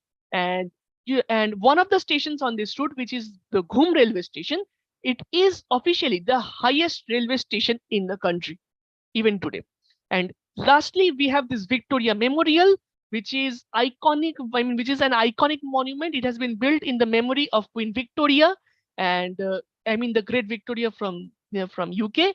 And beyond that, we have the famous race course, which is another historical. A historical monument. Even horses race there still today, and it is a sport of the extreme aristocrats in our society. And lastly, we have the Vidyasagar Setu, which was built in 1992, and it is still the oldest and the longest cable-stayed bridge in India, and it is one of the longest cable-stayed bridge in India. And this food issue of West Bengal, I mean, how can I just ignore it? Like we all know how Chinese dishes are so very popular, especially in West Bengal, and we have Indianized this form of Chinese foods.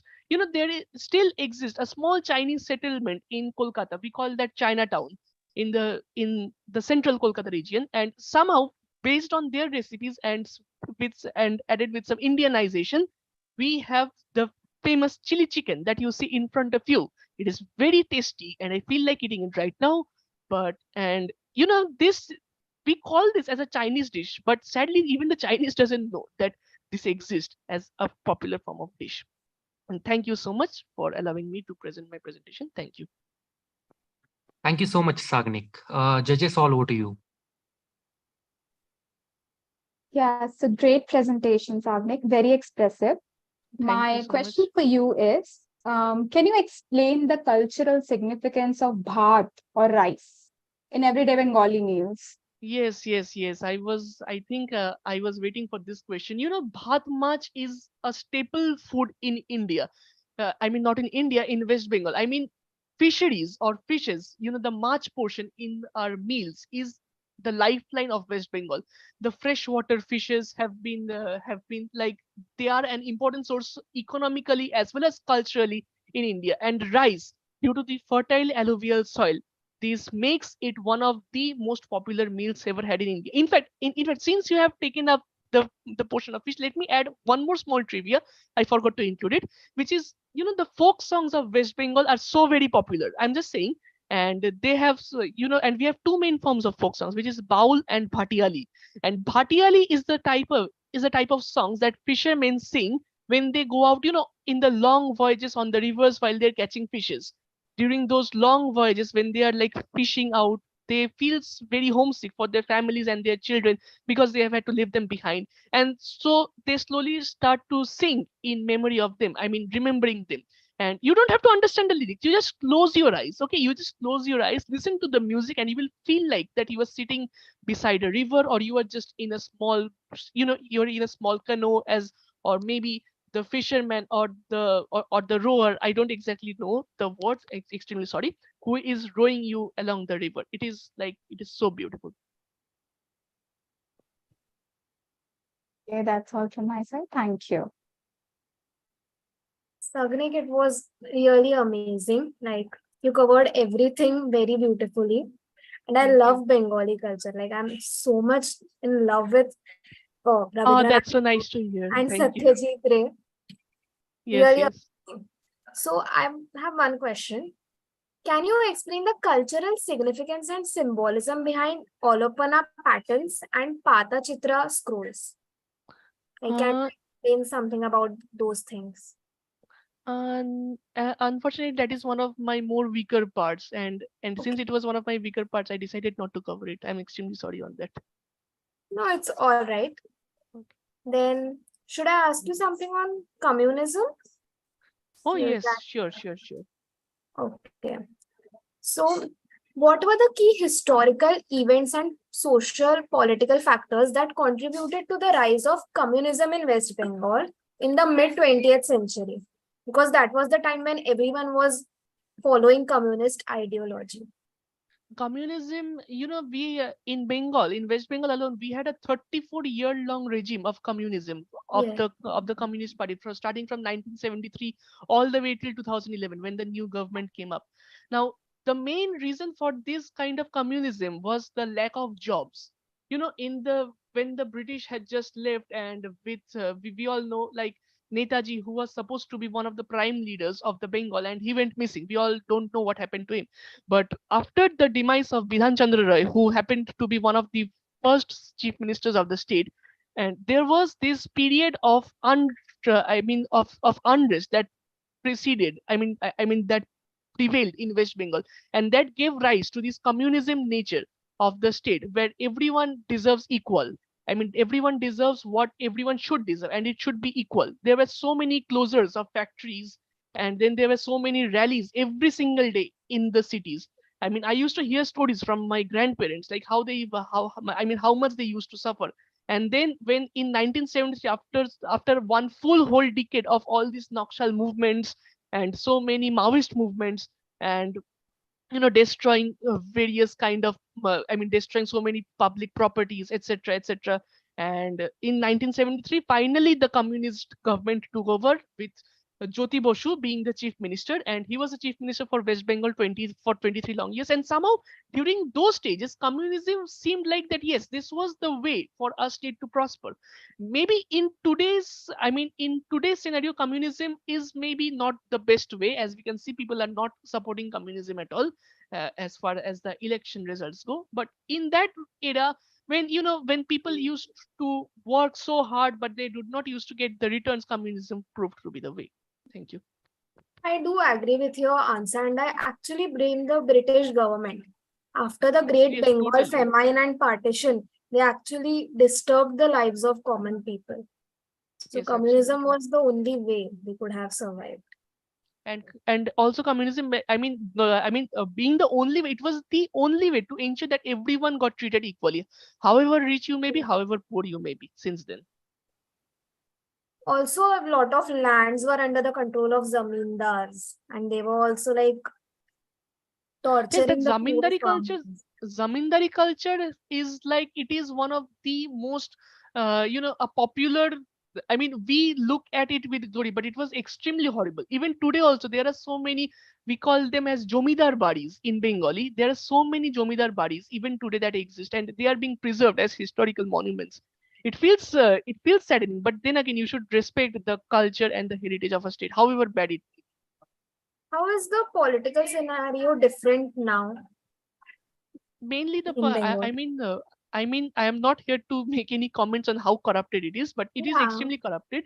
And they are and there are fights everywhere right now in West Bengal.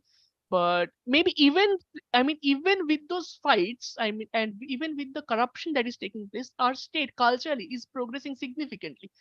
Last year, after I don't know how many years long, it should have been happened so long ago, that when Durga Puja, which is like, it's an emotion for us Bengalis, it Yes. finally received the important status that it needed, being a UNESCO recognized festival.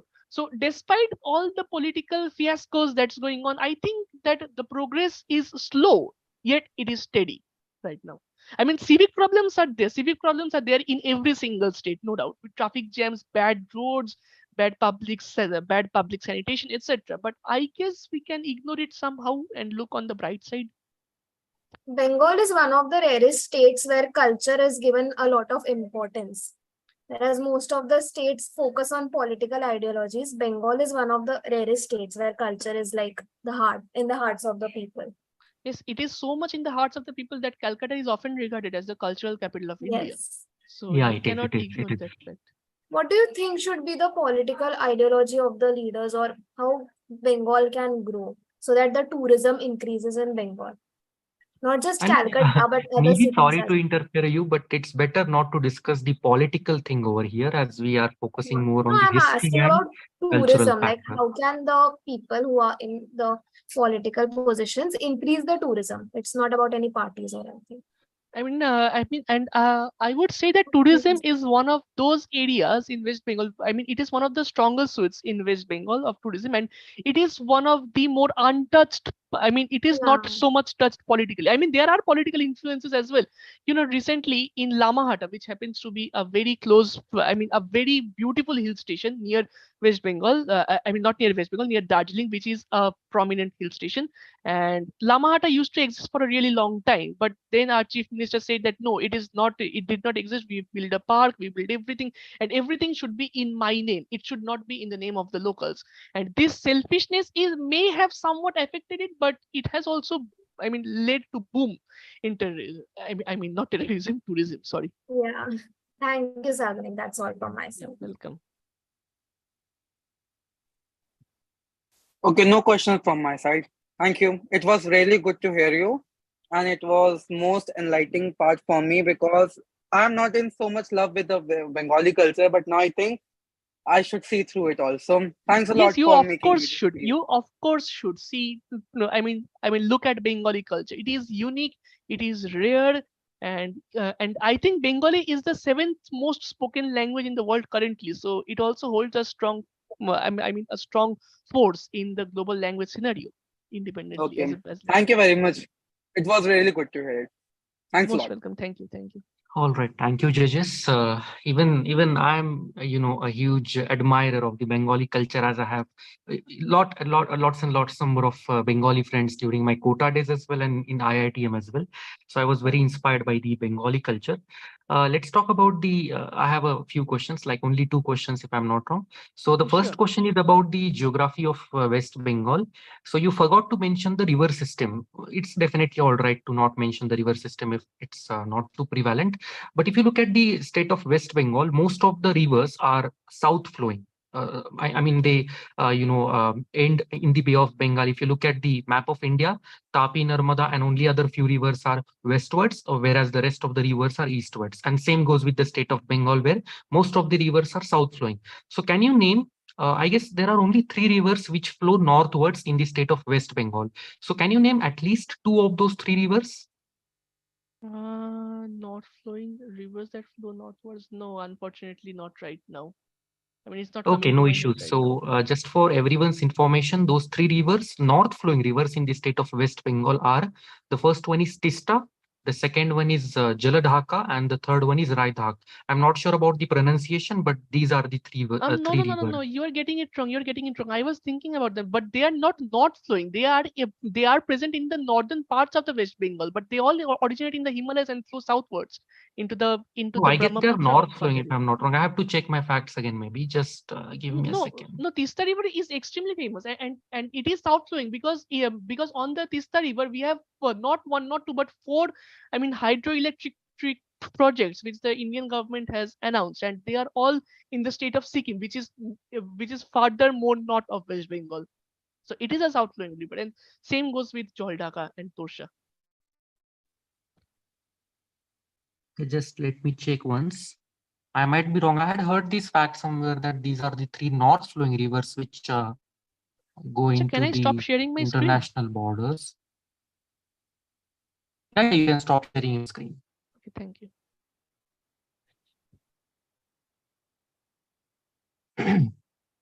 Just give me a second.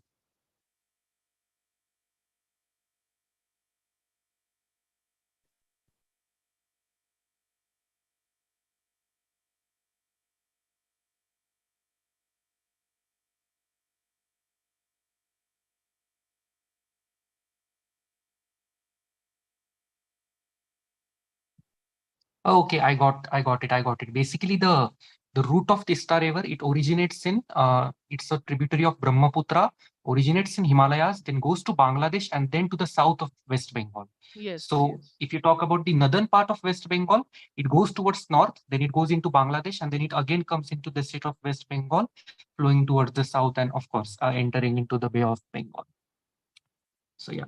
One more question is, you mentioned the terracotta temples of Bishnupur.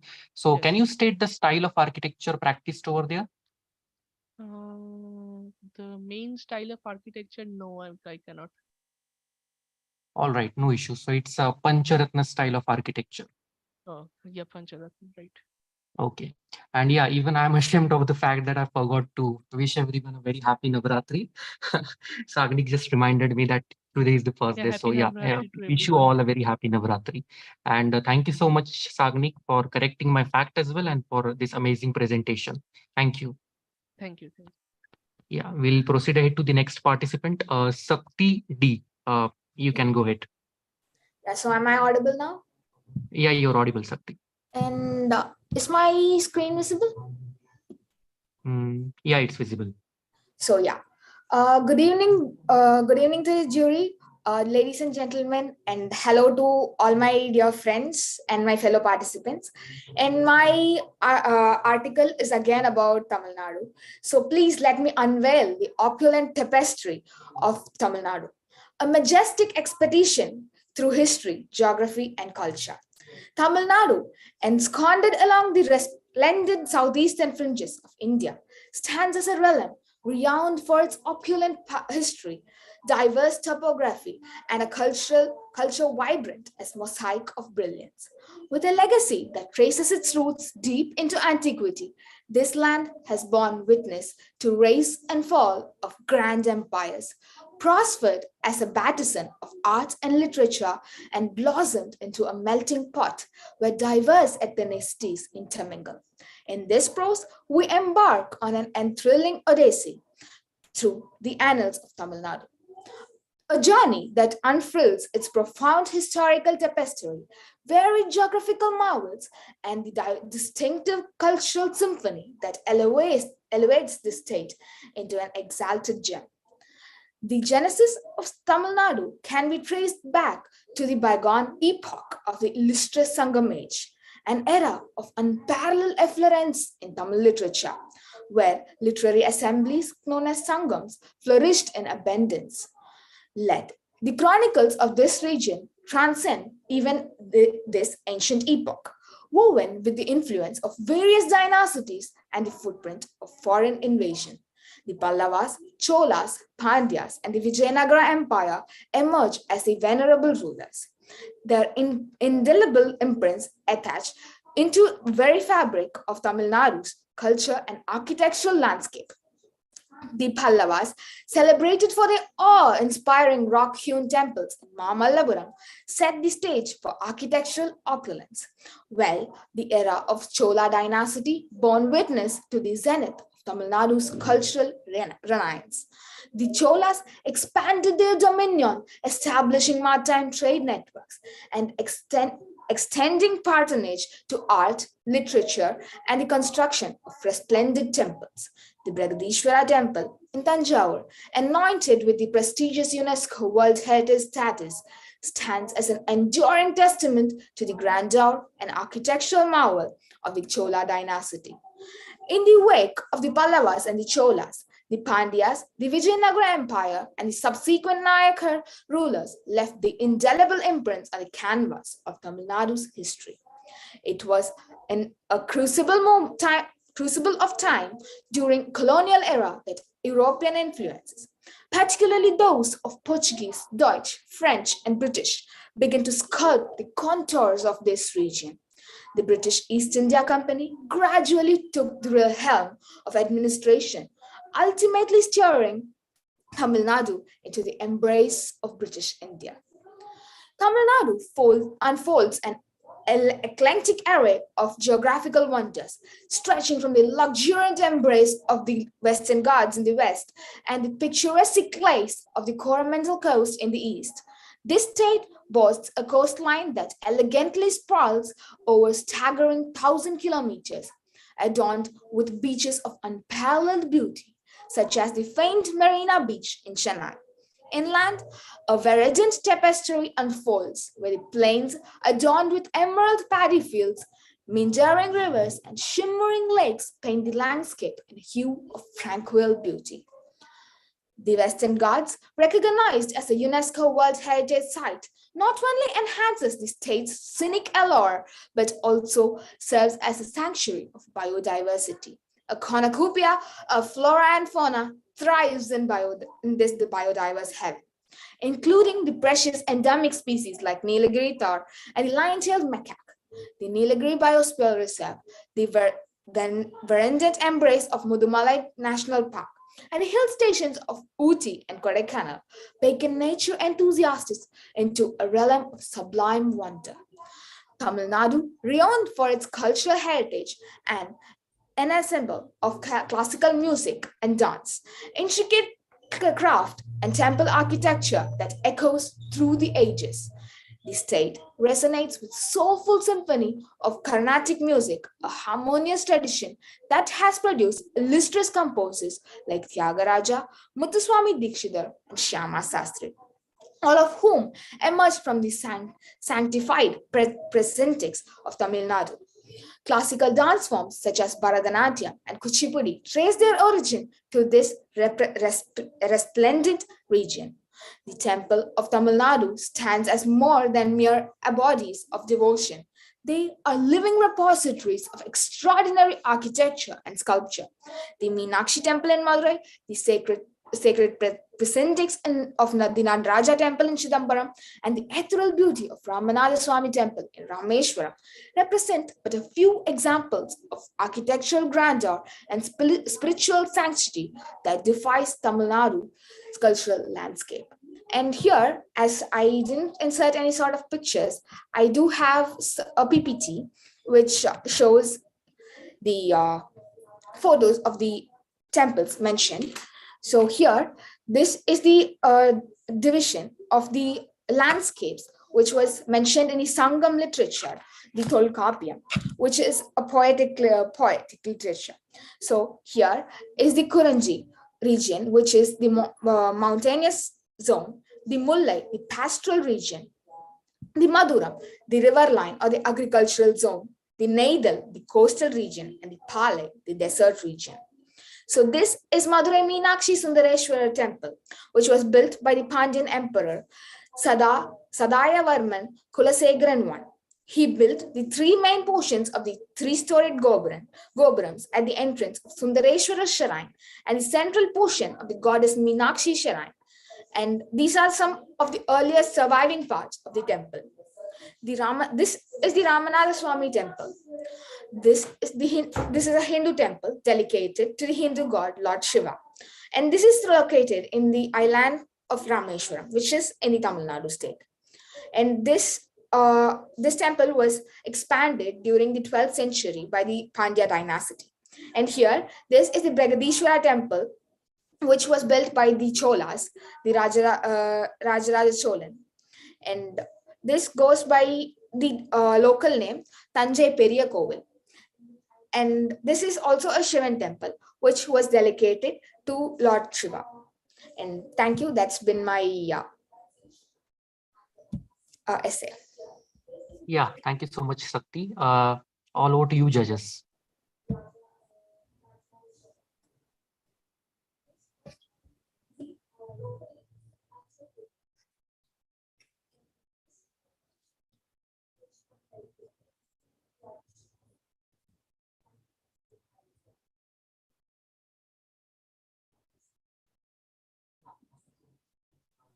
Judges, do you have any questions? Yes, I have a question. How has the caste system historically influenced food traditions and dietary practices in Tamil Nadu? And what efforts are being made to address these caste-related inequalities in culinary world? Do you have any idea about this? Yeah, so the caste system does not really play a very vital role, but it does play a role in the history and the upcomings of Tamil Nadu. As in the olden ages, during the the king's ruling time and all, casteism did play a vital role where the Brahmins were the only people who were allowed into the temples, and the others, like the tribals and all of them, were used to stay outside. But now it is not the same in present day state of Tamil Nadu. Now, the government is also taking a lot of measures to, you know, to nullify all the caste-based system, the inequalities.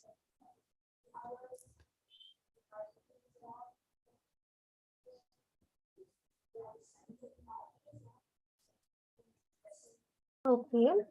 Can you give me examples of some very ancient food preparations that are used in Tamil culture, in Tamil cuisine?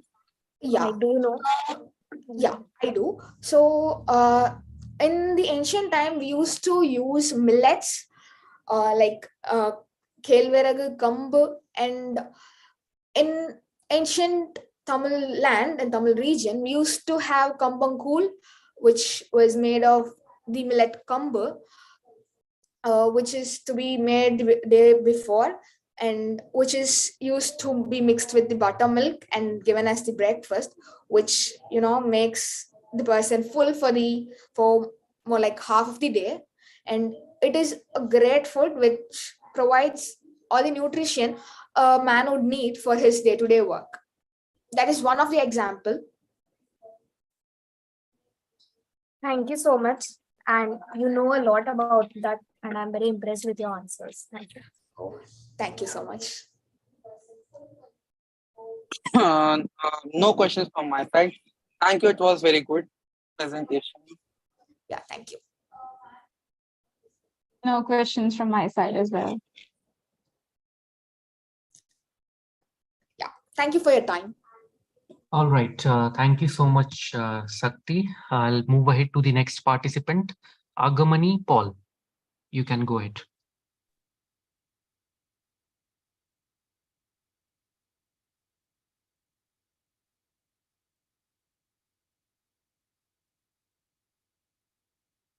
Aamani, am I audible?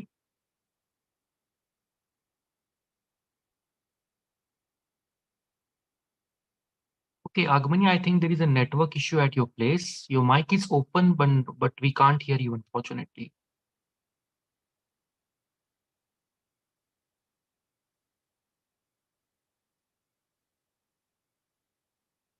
Maybe we can move to next participant and we can have That's what Aamani I'm in doing. last. Just let me just message her once for the sake of convenience, so that she can rejoin after some time. Yeah. Till the time Aamani corrects her internet connection, we'll move ahead to the next participant, the last participant, of course, and Aamani will be back in a while. So I would like to call Sidhant Bapna to proceed ahead with his presentation. Yes, sir. One second. 1 minute.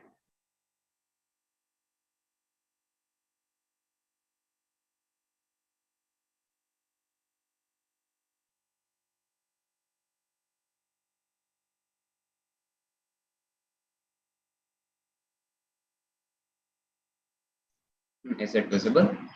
Yeah, it's visible, Sidhant. You can go ahead.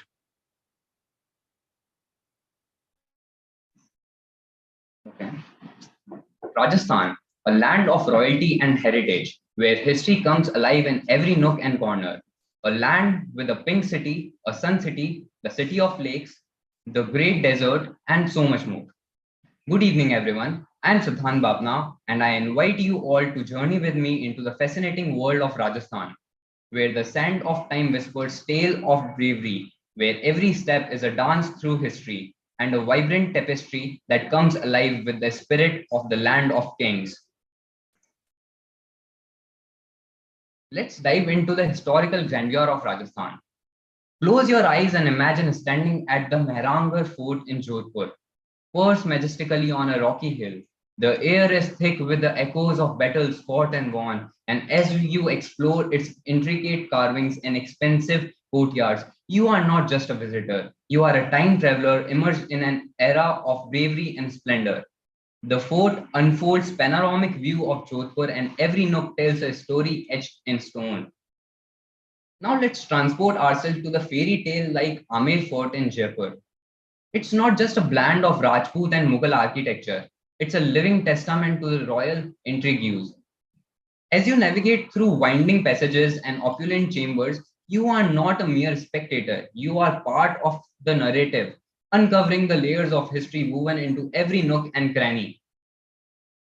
The architectural brilliance of Rajasthan extends far beyond its forts. Imagine strolling through the Shekhawati Havelis, often referred to as the open air art gallery of Rajasthan. It's not just about observing beautiful frescoes, it's about stepping into scenes from mythology, folklore, and daily life. These mentions are not static, they are alive with the artistic prowess of region, a legacy that invites you to be part of its story. A little something about the history of Rajasthan.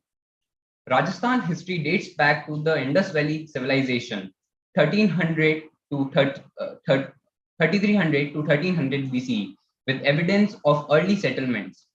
Over the centuries, the region saw the rise and fall of various dynasties.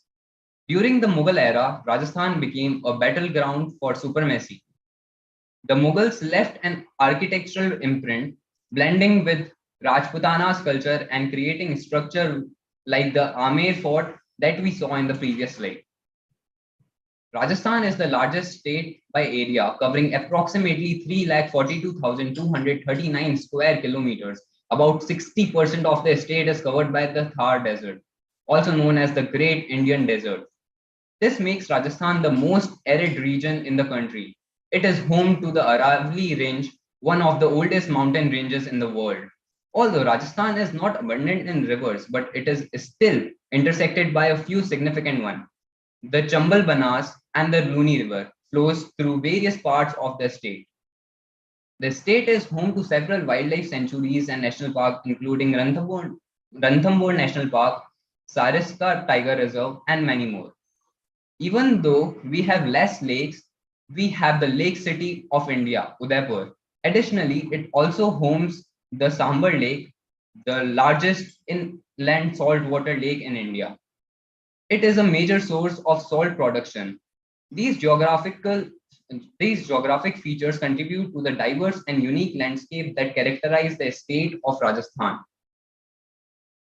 Rajasthan sustains a multitude of occupations like agriculture, despite the arid climate, stands as a cornerstone of the state's economy. The tourism sector, which is major contributor with Rajasthan's historical fort, palaces, and the Thar Desert, attracting millions of visitors annually. Our very own club members were also recently spotted exploring Udaipur. Handicrafts and textiles, including the exquisite art of block printing and tie and dye, thrive in cities like Jaipur, where bustling markets showcase the state's rich artistic heritage. Mining and minerals play a pivotal role in Rajasthan's economy, with the state being a significant producer of limestone, marble, gypsum, and lignite. Trade and commerce flourish in urban centers like Jaipur, Jodhpur, and Udaipur, acting as a hub for the exchange of goods and services. Now let's talk about the cultural kaleidoscope that defines Rajasthan. Picture yourself in the midst of a Ghumar dance, where women's in swirling skirts creates a mesmerizing visual spectacle. It's not just a performance, it's a living expression of cultural legacy passed down through generations. And the Kalbelia dance, often referred to as the snake dance, is not just about agility and grace. It's a captivating performance by the Kalbelia tribe that leaves you spellbound. As we step into festivals that ignite the spirit, let's envision Diwali, the festival of lights. Streets are drowned with earthen lamps, The aroma of sweets filling the air. It's not just a celebration, it's a sensory fest that triumphs light over darkness. Holi, the festival of colors, is not just a riot of colors, it's a symbolic victory of good over evil and the arrival of spring. And the Pushkar Fair, it's not just about camel races, it's a celebration of rural life and tradition, a burst of colors in bustling markets that draws visitors from across the globe. Now let's savor the culinary delights of Rajasthan. Close your eyes and imagine the flavors of dal, bati, churma tantalizing your taste buds. It's not just a dish, it's a journey through the rich culinary heritage of the Rajasthan. Every bite is not just a taste, it's an experience, a testament to the culinary ingenuity born out of Rajasthan's arid landscape. And then there's the art and craftsmanship that adorns every corner of Rajasthan. The textiles, including block printed fabrics and tie dye bandhanis, are not just products, they are reflections of vibrant colors and intricate designs. The jewelry crafted by skilled artisans is not just adornment, it's a narrative woven in with semi precious stone, reflecting the rich cultural heritage of the region. The blue pottery of Jaipur with its distinctive azure hue is not just pottery, it's a masterpiece, a testament to the artistic finesse passed down through generations. But let's not forget the efforts to preserve and promote Rajasthan's heritage. Museums like City Palace Museum in Udaipur and Albert Hall Museum in Jaipur are not just repositories of artifacts, they are gateway to the past.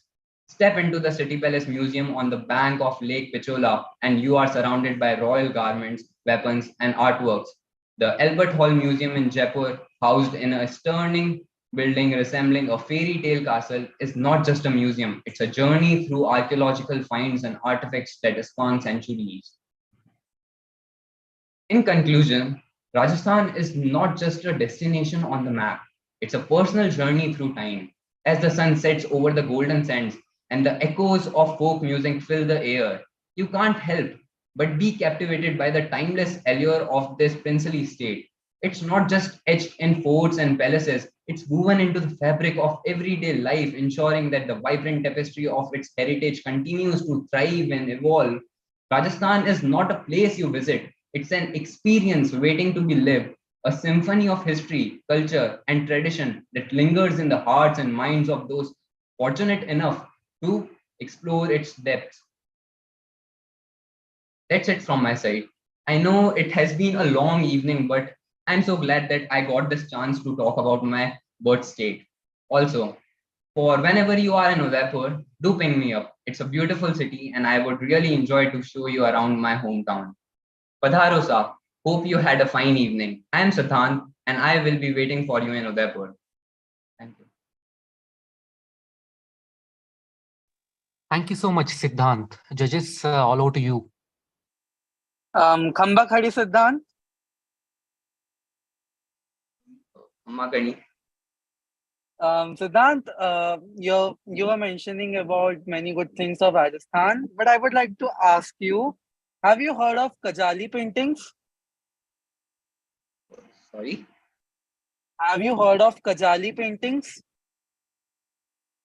No, I haven't. Oh, okay. And Pichwai paintings? Which one? Pichwai, Which way? generally, yeah, Pichwai, Pichwai. Generally, with the paintings of God Vishnu, which are found in temples in our Rajasthan, mainly in our Rajasthan temples. They are the traditional paintings of Nathadwara, I guess. Okay, so do you know who built Amir Palace? Because you mentioned about it, and how much area it's spreaded, and what was the geographical location which urged to make that palace at that place? Because in Amir there are variety of good places also, but what was the major point to build that palace there only?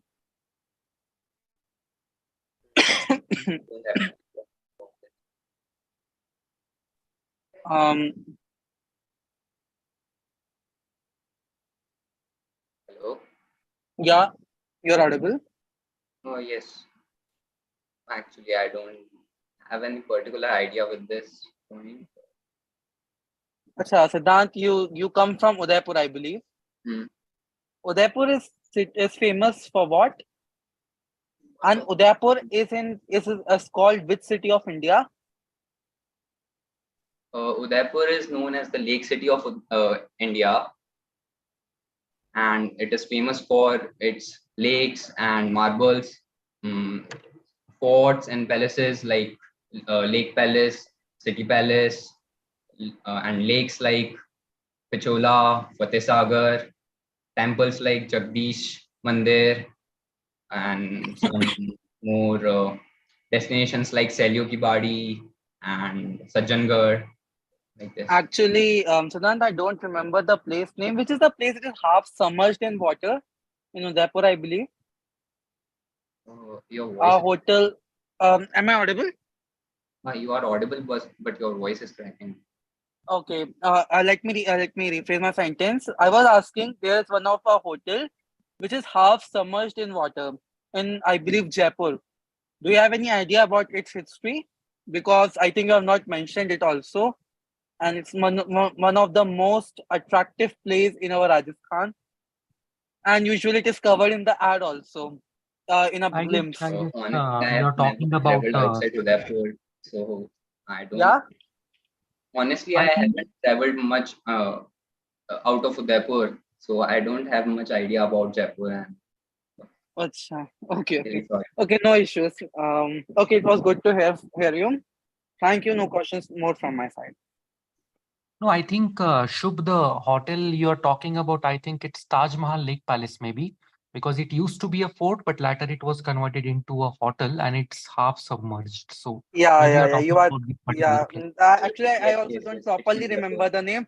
That's why I asked him. But yeah, Yeah. because of the lakes and because of some issues, it is not transformed into a hotel. Which is submerged into water, and it Hmm. has a very good lightning scene. And I believe the Prem Rajan and Payo movie, if you have seen one of their songs, Sheesh Mahal, the Yeah. the, Yeah. the place where which they shows is, I should say, in one of the interviews they told that they have taken the inspiration from this hotel only, because the hotel is so beautiful from outside in night. So that's why I just asked him, because I No, believe that many a of the person movies would. have been shot over there. If you look at, I guess Ye Jawani Hai Diwani was also shot over there in the Taj Mahal Lake Palace, if I'm not wrong. But Yes. yeah, Yeah. this is definitely, worth watching. Okay, Yeah. Yeah. all over to the other judges, Asmita and Nidhi. Yeah, so I have a question. Can you tell me what are some of the difficulties and chances that lie ahead for Rajasthani music? And how can we make sure it continues to grow and stay alive in this ever-changing world? It's folk music and it's very particular to the state. So it's Yeah. So how can you make sure it continues to grow? Like, it continues to spread. uh, there is very famous artist Mame Khan, which presents its music and dance towards the world. Okay, all right. Thank you. Nidhi, any questions? Yes, I have. So, Siddhant, it was a great presentation. My question is that what is the current cultural scene in Udaipur with respect to traditional art forms and crafts and music? Like, how are the people practicing it? Or tell me, Siddhant?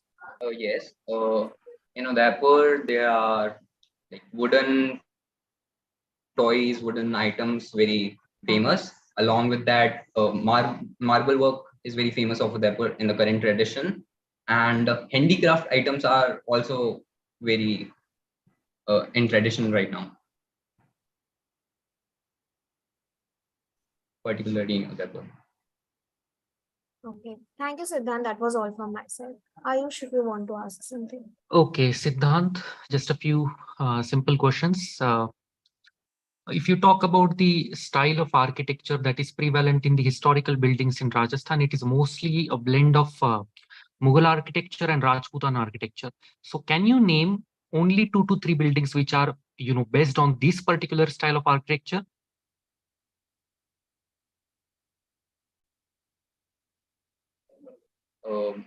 First one is Jagmandir, second City Palace, and third one Which city palace are you talking about? Udaipur. City Palace Udaipur, right? Okay. City Palace City Palace Udaipur. Udaipur. I'm not sure about City Palace Udaipur. Just let me check. I guess it is based on the same style of architecture. Um, Sorry, what you said just now? Yeah. City Palace Udaipur is definitely a blend of Rajputan architecture with Mughal architecture. I was not sure about City Palace Udaipur. I haven't read much about it. I was sure about the historical sightings that are found out in Jaipur, most of them. Okay. One more thing I want to ask is, have you heard about Desert Festival, as you're from Rajasthan yourself?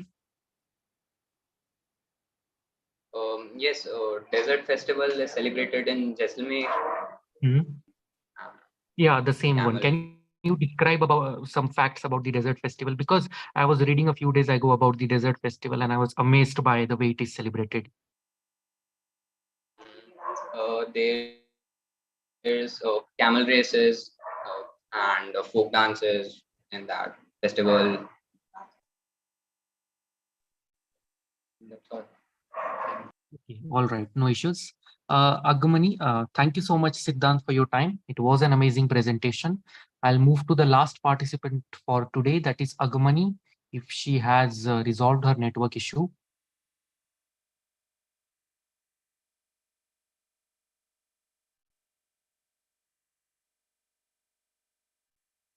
Agamani, are you there?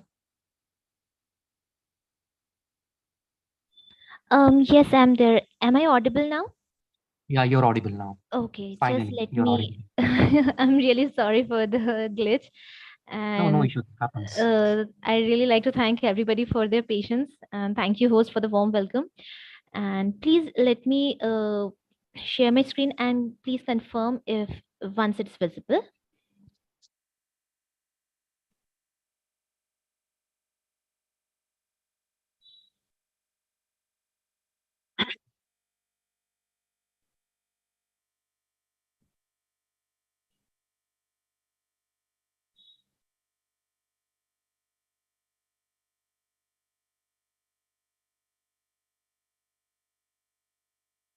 Yeah, it is visible, Agamani.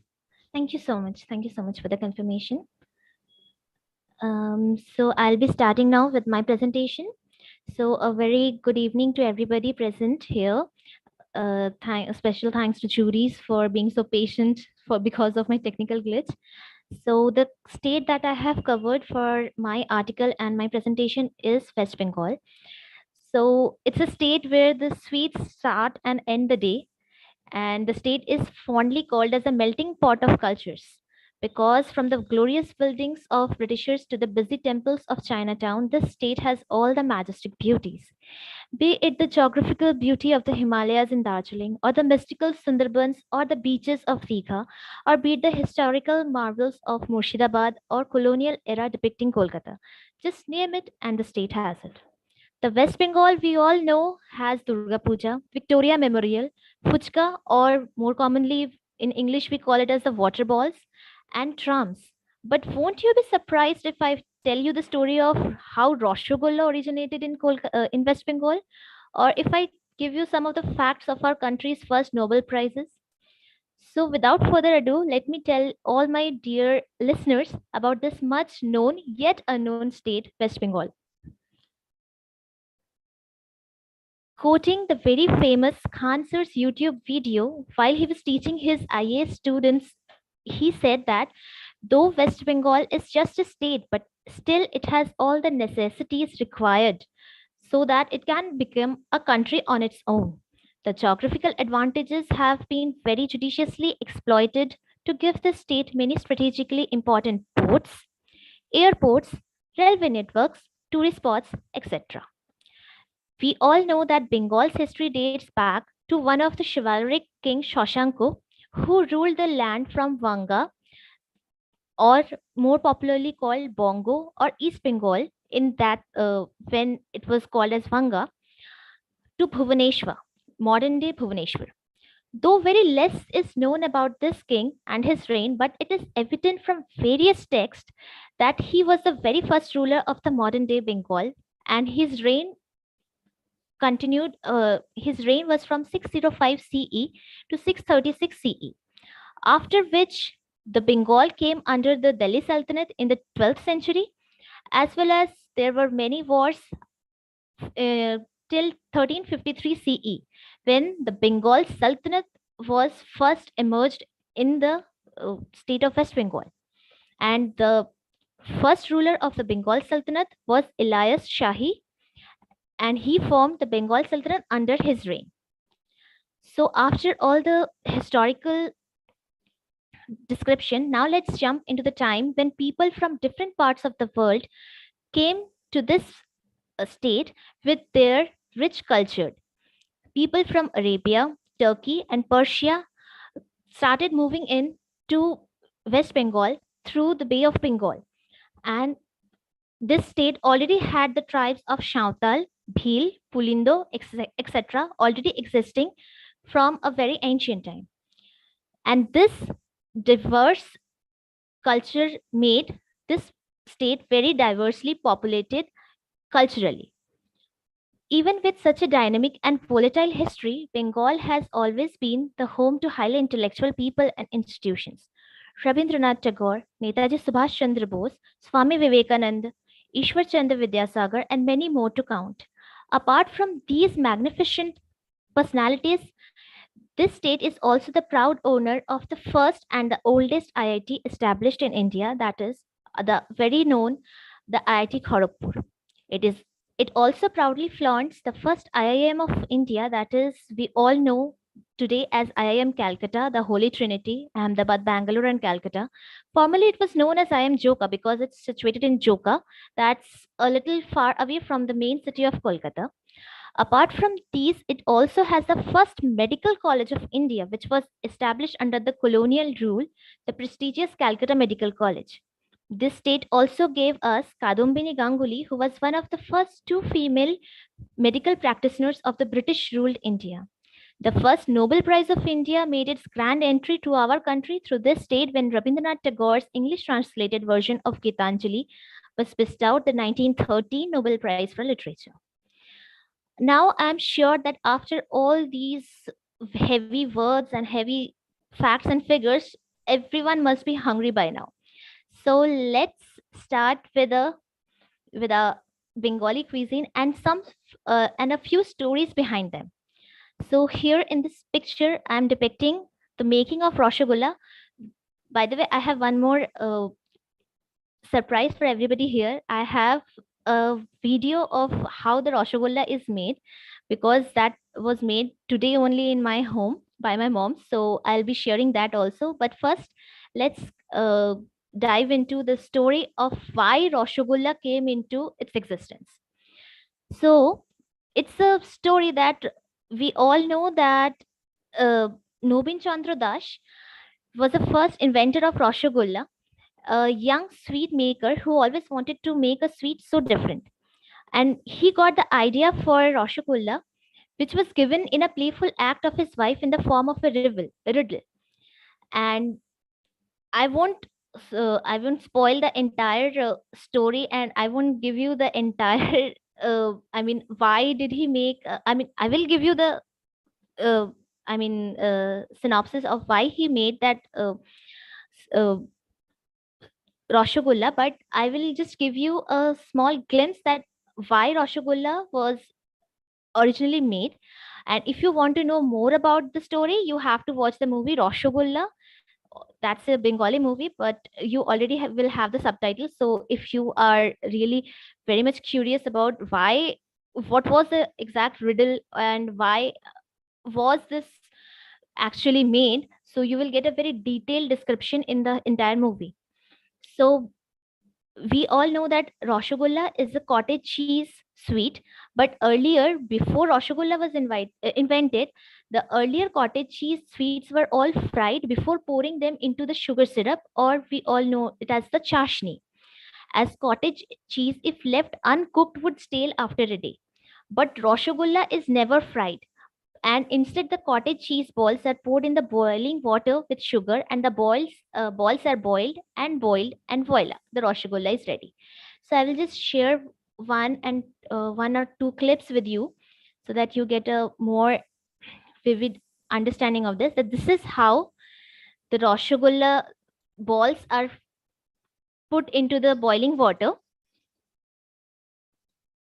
and the water it already has sugar in it, and after a little bit of boiling, the rasgullas get converted to what we usually see in our sweet homes and places like that.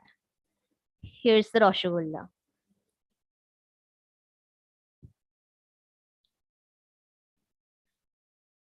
So moving back to our article, after rasgulla, I'll like to discuss about the story of the potato in the flavor blasting famous Kolkata biryani. This also has a very interesting story because in the 16th century, when the Portuguese first cultivated potato in Surat, it was a luxurious vegetable. Cultivated for the first time, hence the quantity was very low and was a gem that could be afforded only by the kings, nawabs, and aristocrats. In later decades, this rare vegetable was brought to Kolkata and reached the kitchen of Nawab Wajid Ali Shah, wherein one of the experiments with the potato addition to the biryani made the famous Kolkata's biryani every aristocrat's favorite. And now it's a tradition to put all potato in the ever delicious Kolkata biryani. It's a tradition now. So now, after all these delicious stories, let us all take a little break by listening to music. Since the start of Bollywood, there has not been a single era when there is no person with Bengali roots were not a part of the Bollywood. Hemanta Kumar, Geeta Datto, Manna De, to present days Arijit Singh, Anupam Roy, Jeet Ganguly, Kaushiki Chakraborty, and Shreya Ghoshal all hail from this musical state. If any of you, anytime, happen to visit this state and happen to visit Kolkata, then make sure to take an evening walk at least once, because you will be able to hear the kids doing their vocal training, or in Hindi, what we call it as riyaz, every day, every evening. This is not a single day routine, but it is something that is practiced every day. Also, not just music, painting, recitation, and dancing are some of the basic extracurricular activities where the children and the kidults are keeping themselves busy every day after their schools, colleges, and universities. So there's two more videos that I would like to share. I forgot to include it in my article. It's two different type of bridges that is present till date. It's working in Khidirpur dock. One is the swing bridge. As you all can see, this bridge is in the open position. This is a Hooghly River, and the ships will pass uh, by the sides of the bridges. And once the ships pass, the bridge will again rotate and will again make a complete path so that all the commuters can cross the river. It's now slowly rotating to make the path closed for the commuters. And this is a very old bridge and it's still working. And the other bridge that I want to show you is the folding bridge of Khidirpur. The road gets divided into two, and the and the ships passes underneath the open space like this. And the bridges, once the ship passes, the bridges again closes and the path is made again, and everybody can commute through the river.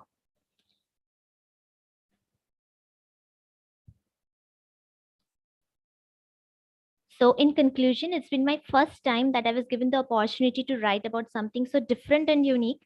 While penning down all these facts, I was taken to an adventurous exploration about a state I have visited many times but never got the chance to explore via Google or via the stories that my mom, my grandma, they have told me. So today I explored the city of joy and the melting pot of cultures through a kaleidoscope having its history, culture, food, and people. Though the limits to my words are nearing more and more, still the stories, facts, history, present, and many other things still remain untold. But as always said, that it's best to savor the best of the menu slowly. So we'll meet again with the next edition of this state. We'll again explore many unknown beauties of this state. Till then, let's all keep exploring and sharing. And yes, definitely today is the Prothoma and definitely Pujor Gandho esheche. Thank you everyone. That will be all from my side. Thank you, Agamani, and thank you so much for the late night cravings by showing how Rasgulla is made. It being one of my favorite dishes, sweet dishes, to be honest. Yeah. Judges, any questions for Agamani? Yes, yes. So, Aamani, can you tell me the role of contemporary Bengal theatre and its evolution in addressing cultural and social themes? Actually, ma'am, what it has been like West Bengal has always been very much into the theater things, and they have always tried to address, be it the right, be it the wrong, whatever has happened in the society. They have always used many different art forms, and theater is one of that art form using which they have always been vocal about their expressions, their thoughts, and what they feel is right and what they feel is wrong according to their point of view. Okay, and in what ways are modern Bengali artists and writers and musicians contributing to preservation and innovation of the region's cultural heritage? You can explain by giving some examples. So here I'll be taking the example of from the music industry, because what we see is like there have been many musical forms that have been very primitive and are on the verge of getting extinct at this modern age.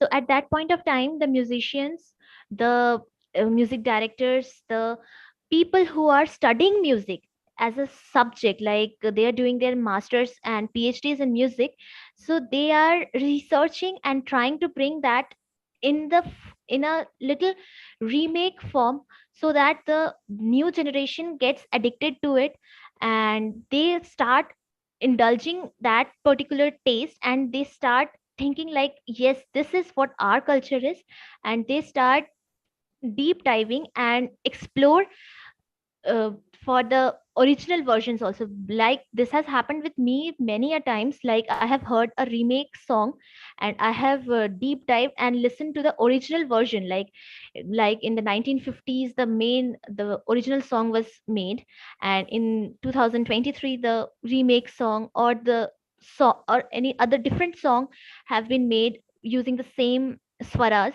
So I have been so that grows my curiosity to deep dive and learn more about how the songs were at that point of time, and how they are like it's like a they are trying to mirror everything from that old age also, and are trying to restore also in by remaking them and making it available to the newer generations. That's what I think.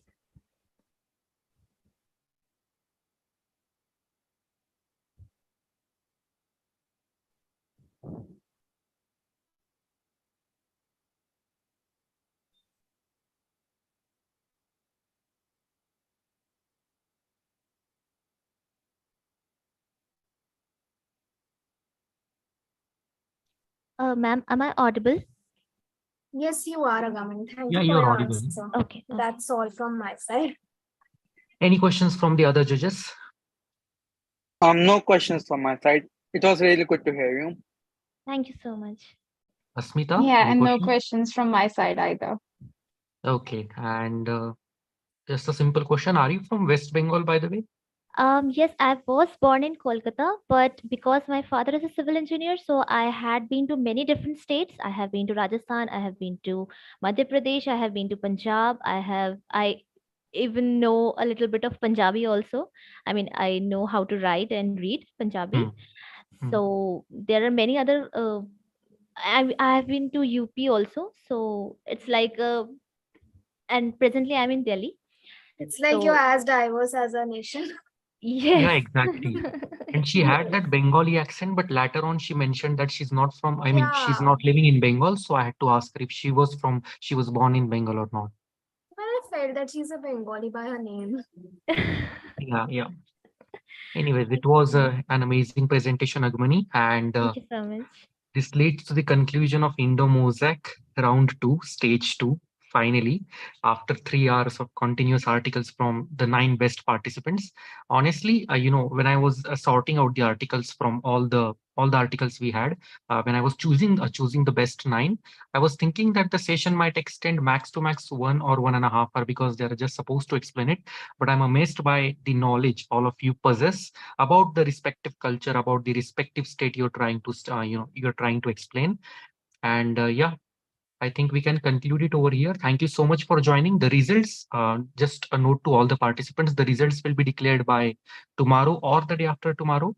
And you don't need to worry. I'll be informing it via email. So just stay updated on your student email ID.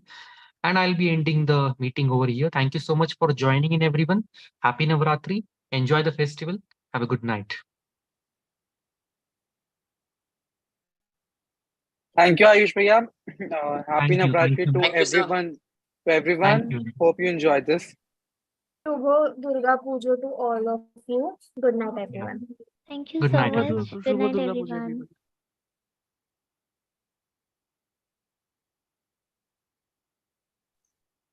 Happy Navratri, Aamani. Happy Navratri, brother.